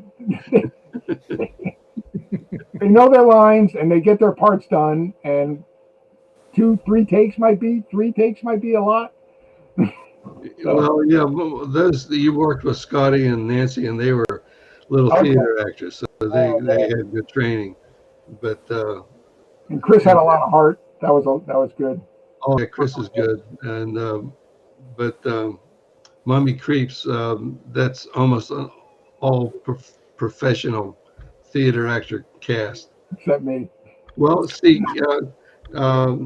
Scotty Menon was going to do the part. He was going to be the Turhan Bey type Right. priest, but he was going to have surgery, and he was all nervous about that, so he didn't think he could concentrate enough to do that. So, fortunately, we had George Zuko come down from New Jersey here to. What was my part going to be? Do you remember? I think I had like 1 or 2 lines. I don't even remember. Oh, I always fit you in there somewhere, but boy, you're like third billing on this. Huh? It was a big part. So we shoot the Nyoka wraparound scenes, and that got me the bug. That gave me the bug. I think that was in September. No, I think it was October that we did that. And I got home, and I'm pretty involved in Boy Scouts down here or up here. And there's a part of Boy Scouting called venturing, which has girls in it. So I met a lot of girls, but they were all underage, except for one who was gonna turn 8. But I said, she's underage, I can't use her, right? So I just got my daughter and two guys from my scout troop, and we went out to an old Indian reservation that's near where I live, and we shot all morning for Black Phantom movie. and I used all the tricks that I learned from a month ago working with Bill. Yeah. And when I got it home, I thought I had 15, 20 minutes of great footage. Yeah. No. Never works out that Two and way. a half minutes. 2.5 minutes of usable footage came out of that. And I actually sent it to Bill. And he doctored it up a little bit and stuck it in as an add-on to one of his Stormy movies, which I thought was really cool. But I made a lot of mistakes, but there were one or two shots I said they were really good. And I got the bug that way. Yeah. So we made another Black Phantom movie. And then I belonged to a Facebook group called Ape Suit Cinema. Chris Castile is a member of that one. That's how we got Monster Gorilla. And they did the Monster Gorilla movie with Bill. And that was a big movie contest they had. And they only got 2 entries. They got Chris's entry and some little 45-second animated short that if you squinted the right way, you might have seen an ape suit in there. So Chris easily won that one. And next year they came up with a brilliant idea saying shooting an entire movie might be too much. So why don't you just shoot the trailer for the movie that you want to make? So I wanted to make this big space epic where aliens come to Earth and they attack, and there's only one force that's strong enough to fight the aliens, and that's the cyber ape. And the only reason I made him a cyber ape is because my gorilla suit has a big slit down the back from age, and you just can't get it to close up anymore. So I put him in this big heavy vest to cover up the slit in the back of the suit. So instead of being just an ape, he's now the cyber ape.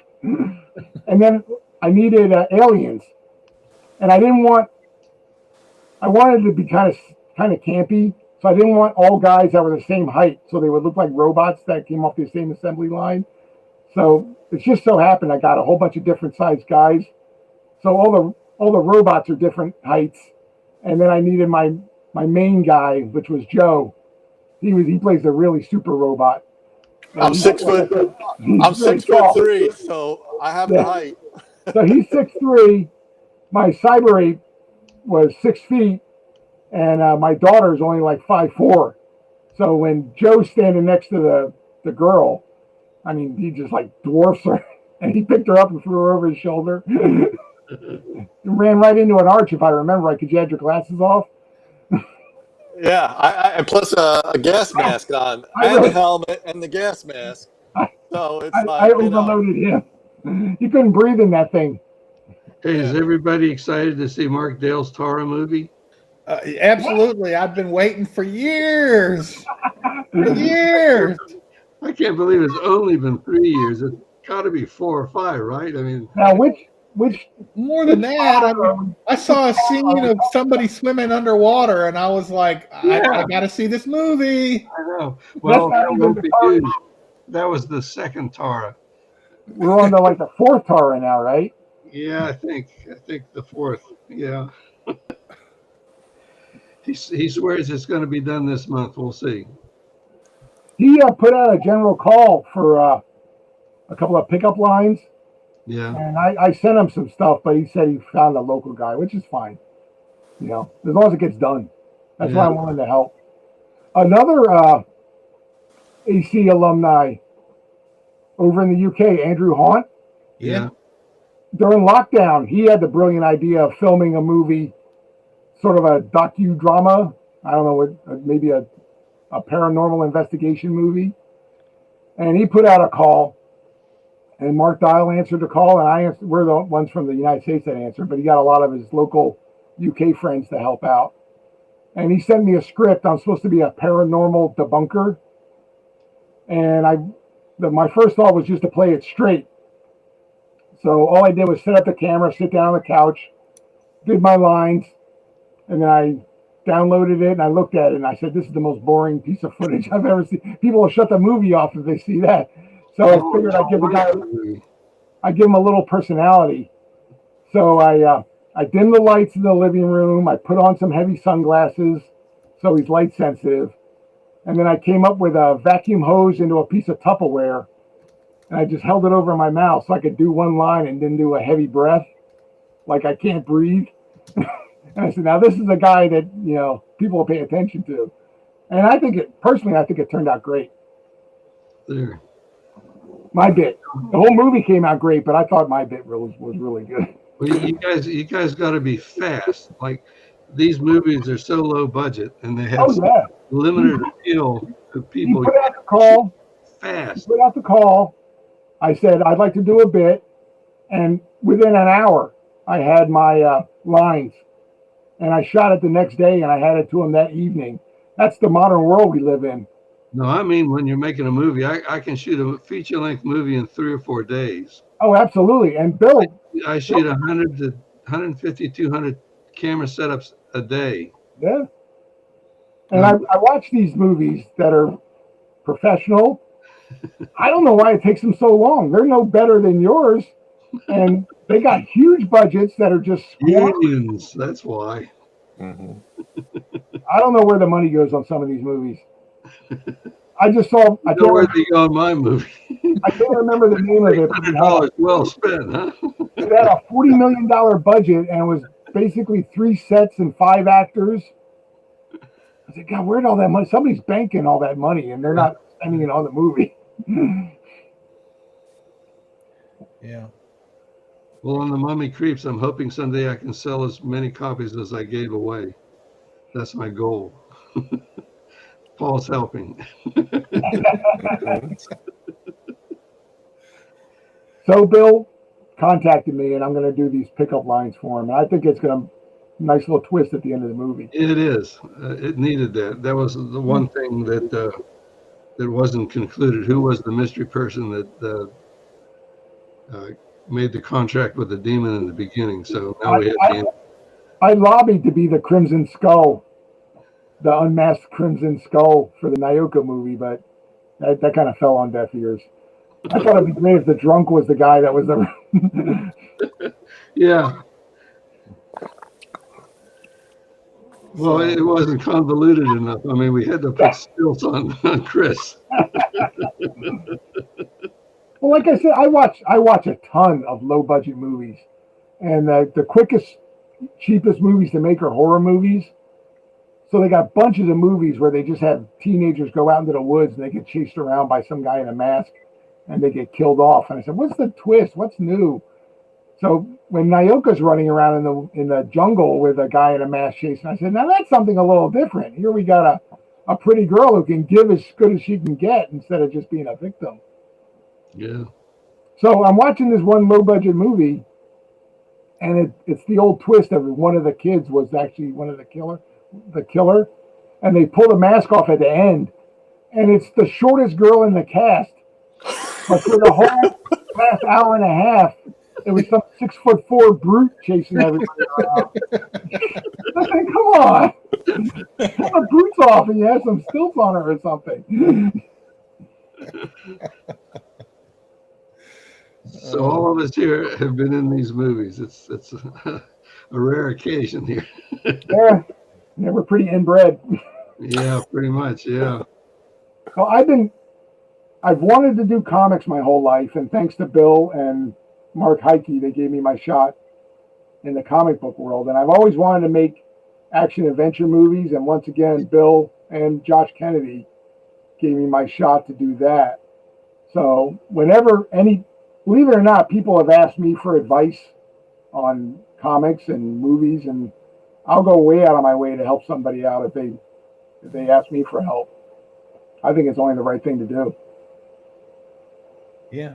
Well, I mean, I was just a comic book reader. I never wanted to do comic books. And, if it wasn't for running the fan website and getting art from artists at conventions of Femforce characters, I had one of the artists said, hey, I want to do a Femforce comic book. If you wrote a story, would Bill Black publish it? And I'm like, well, I'll ask you. And Bill's like, sure. So that's how Ed Coots and I ended up doing Femforce 119. It was just, he was like, hey, I want to draw Femforce. So. See, Eric writes, I'm happy to see people having fun creating Yeah. fun material. That's what it's all about. Mm-hmm. I want to have fun. I want escapist entertainment. I want to have fun. If that means a jungle girl being chased by a guy in a rubber mask, and that so be it. Yeah. Yeah. Oh That yeah. came out very effectively, that Shadow Slayer. I was very pleased with the way That movie really. Kim Brenner worked on that. Brenna really sold it. She really sold it. She's fantastic. Yeah. I mean, the whole thing, the first half of the movie, we try to get everybody to hate her. Hmm. Second half of the movie, when she's the victim, you have to have sympathy for her. Right. And she pulled that off. It was really amazing. Yeah. Yeah. Oh, I had to pull that from circulation.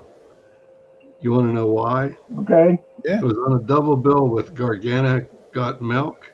Hmm. The California Dairy Association sent a lawyer after me saying I did not have the right to use the term got milk. Mm.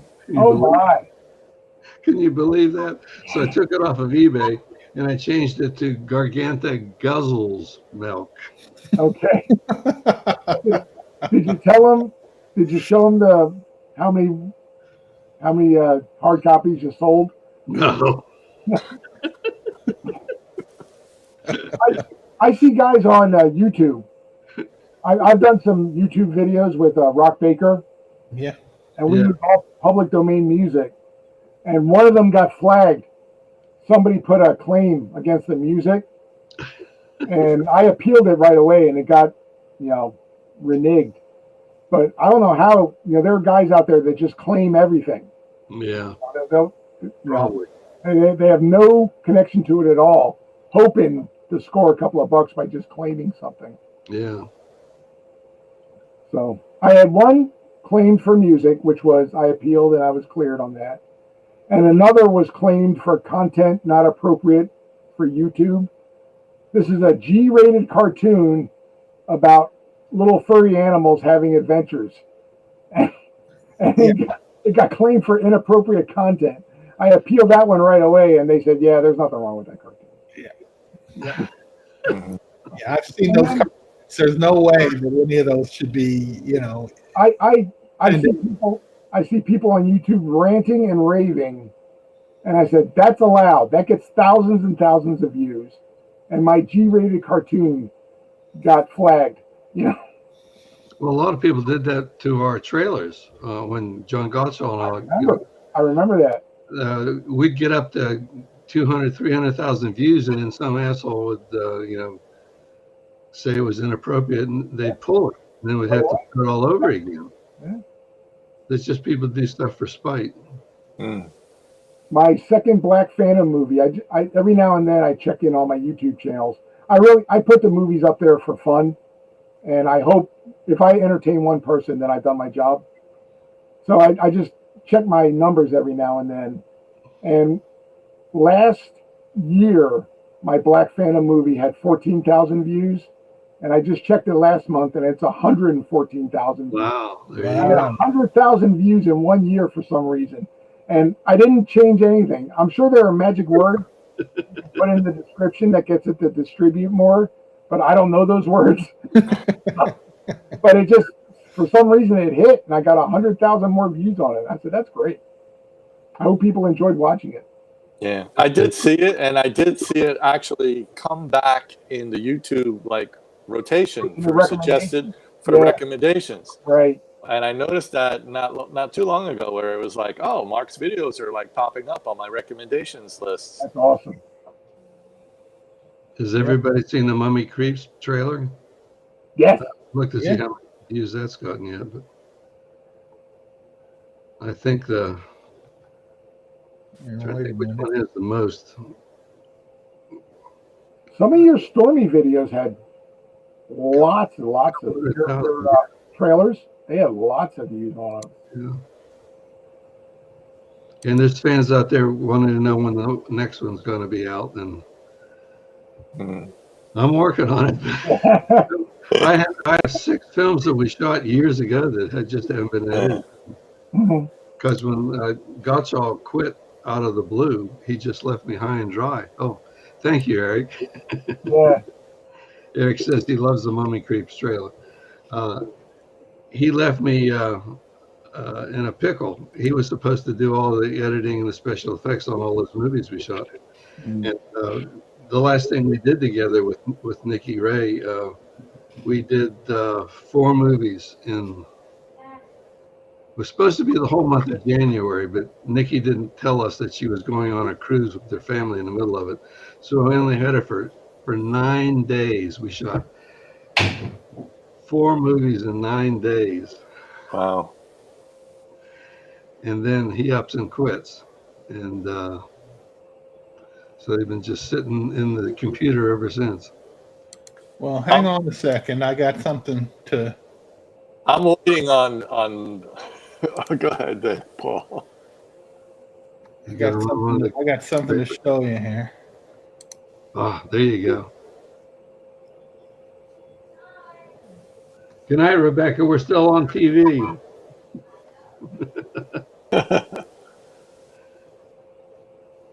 Oh, why is it jittery like that? We're overloading the bandwidth here Okay. with the video.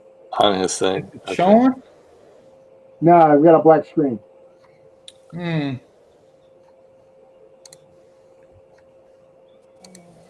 is it not doing it? I have it up. Well, I love it so far. Not enough broadband in your house. Yeah. It could be. Why is it not showing it? It supposedly. Well, I'm looking for somebody to carry the torch since I'm retired from making movies. Yeah. And I had high hopes for Mark Dale, but boy, you can't take 4 years on a movie. Bill, I'm waiting for your video blog series, The History of AC Comics. I mean, I've watched like at least the first 3 or so that you've done, and I'm like, okay, I'll wait for the next chapter. Yeah, well, you can blame that on Femforce too, because I just can't find time to do all this. But yeah, there's lots more of that. And Drew Mack is making a documentary on my life, and he's been working on that for like 3 years. I shot some stuff for that 3 years ago. Yeah. It was in my old office. I'm not even in that office anymore. And That was. he's going to have that finished by the end of April. And here we are, the end of May, you know. Mm-hmm. I'm afraid it's going to be released posthumously. If he doesn't get it out in a year and a half, he'll be dead. After he dies, right? No, he died. He's just a kid. I thought it was a silly thing anyways. Who would want to make a movie about my life, huh? I like the blogs that you've done so far, like the history of Paragon, and then showing how you did color separations on different things, and thank you. It was very informative and very as a fan, I was like, oh wow, I get to hear from the creator how he did it and what they went into and the history and behind it. So, I also like your Army stories. Yeah, I got lots of Army stories. Yeah. How you got that job teaching art to officers' wives? Yeah. For that all day. Yeah, that's Drew has named the movie Strange Luck, because I use that all the time. I say, when I was in the Army, I first noticed that my life has been a series of strange luck occurrences. Never more so than my 2 years under Uncle Sam's auspices. It was incredible. Yeah, that was pretty amazing. We made a lot of movies when I was in the Army, and that's where we started Paragon when I was in the Army. Printed my first book. We went out and bought a printing press. Thank you, Uncle Sam, and printed my first fanzine on that. Yeah, there's a million stories. Well spent government money right there. And I have movies of a lot of that. And like when we took the big Army bus. When you're in the Army, you have to pull detail. Detail is usually guard duty or KP duty. There's a third that nobody wanted to do. and that's funeral detail. Because in the Vietnam War, a lot of guys were dying, and I was a part of that. And when you did that, that was considered to be such an odious detail that you were excused from KP and guard duty. But after a funeral, you're so down because you're there meeting with the family, and the family thinks that, oh, you must have known my son or my daughter and all that kind of stuff. Of course, we're just there representing the country. But we feel so horrible that you got to let off some steam. So we had a couple of funerals in Daytona Beach. So we took that 44 passenger khaki Army bus on Daytona Beach. And I filmed all this and filmed all the girls we got up with. And nobody believed we were really in the Army. That was really an Army bus and all that. So that would make a good blog, because it has bikini girls scattered throughout it. The guy that drove the bus was from Pittsburgh. He was a wild, crazy guy. He's going down the interstate. We're based in Fort Stewart, Georgia, which is near Savannah, and we drove down 95 to Daytona. At some point during the drive, he says, "I'm sick of driving." He gets up and steps away from the guy behind him reaches.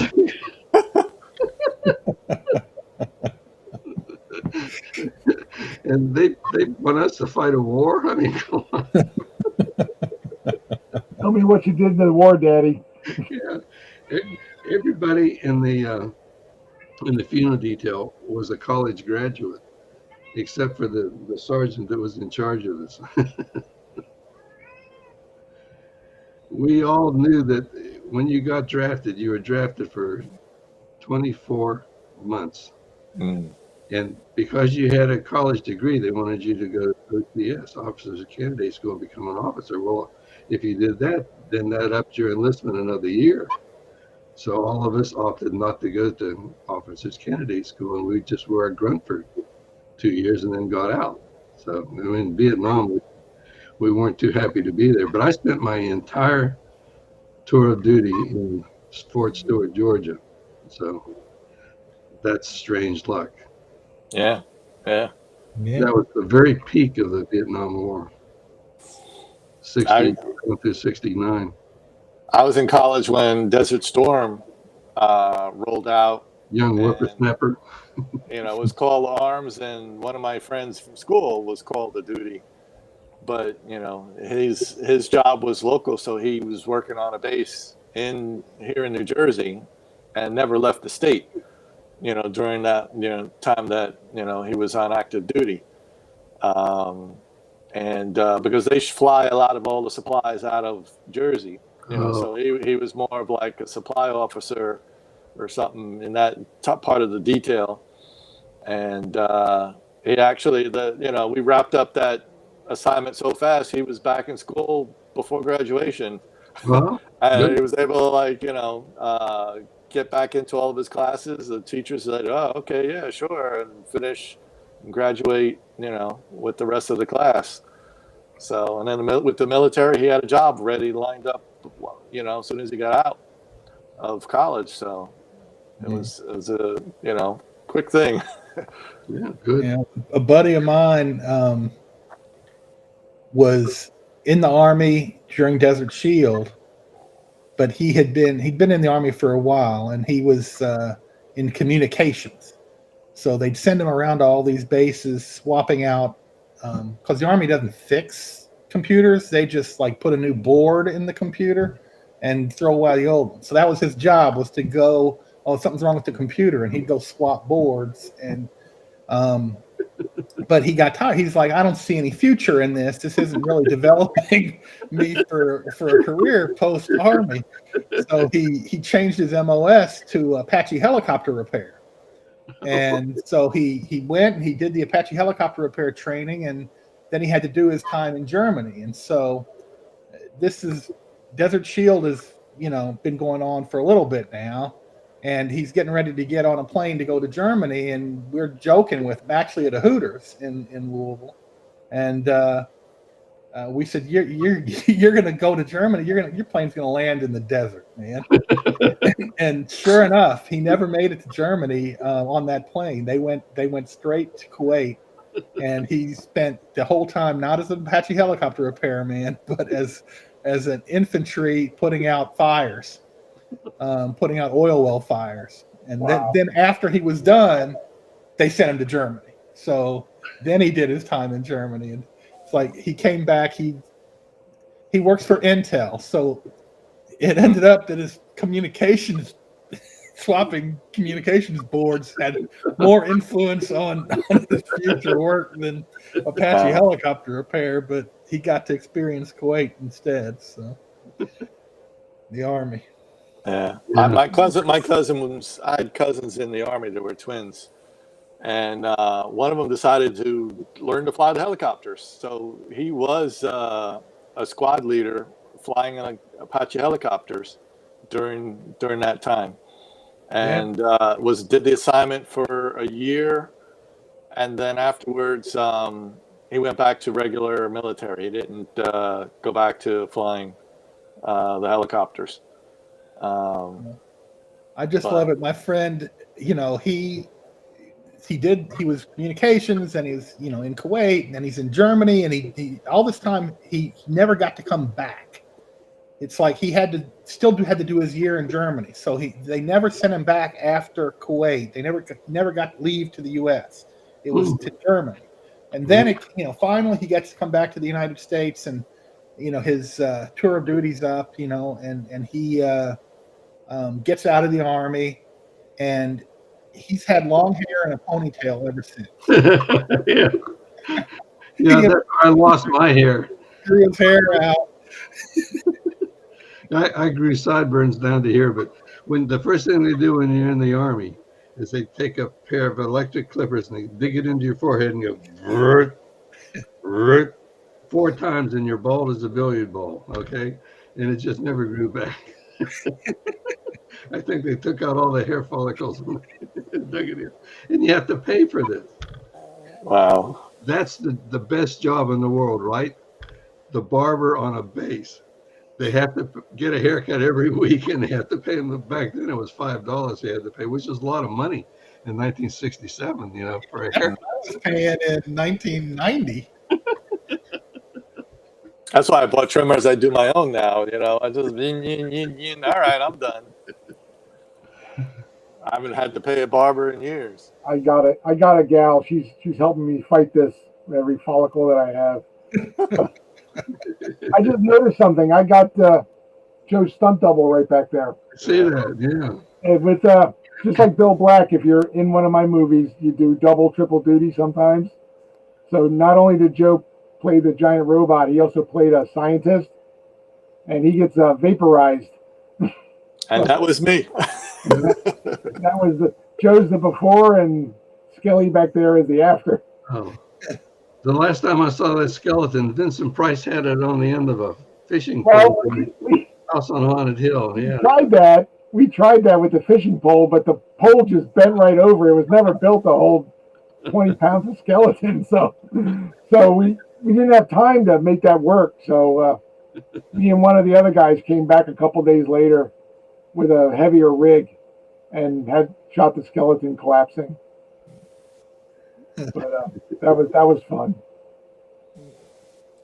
We've been going for about 2 hours. Ready to call it quits? I think we'll have to do this again sometime. That was Sure. great. Fun. Mm-hmm. Try to get Andrew on. Yeah. We got a time crunch over there. The problem is, do I do it later or much earlier? Well, he's a young fella. I think he can stay up. He can stay up. So unlike us, who is way past our bedtimes. Yeah. Maybe if 8:30 would be about 1:30 for him, probably in the morning. I think it's like 3-4 hours, maybe. I think it's 4 or 5. Yeah, Eric says he wants to do it again. absolutely. So maybe we'll try it again at 8:30 might be a good time, because I think UK could conceivably be up, and the West Coast it's after 5 o'clock. Right. So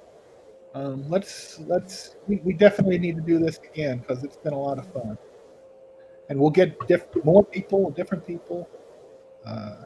Awesome. Yeah, All right. need to get Maria Pierce or some of the babes on here. Huh? Yeah, we could do that. That'd be cool. All right, fellas. Well, it was. Thanks, Paul. Yeah, I'm gonna. Paul, Yeah. good to see all you guys again and talk with you. Yeah. This is so much fun. Mark, I'll probably run into you in a show somewhere. Yeah, let's hope. If I know y'all are doing a show, I may drive up. I'm not that far from New Jersey. Like I said, Eric says needs more women. yeah, I'm with Eric. they go up there for lacrosse tournaments. So for my daughter. So Oh, that's cool. My daughter played lacrosse for a season or two. yeah, she's just this year will be her. Like this summer, she's technically a high school lacrosse player. But Those are great years. yeah, so When my daughter went off to college, I started bargaining with a buddy of mine. I said, "Can you send your teenager over? My house is empty now. I need a teenagers keep you young." yeah. Well, she's a swimmer too. So I'm up at Oh, 3:30. yeah, all year round. Yeah. So, but I will try to set this up again. Maybe we'll do it again in a month or so. Okay. Yeah. Oh, cool. Awesome. All right. I'm going to end the stream and then we can all just log off, I guess. I'm not sure how that works. Good night. Okay. Good night, everybody. Nice seeing you all. Boop.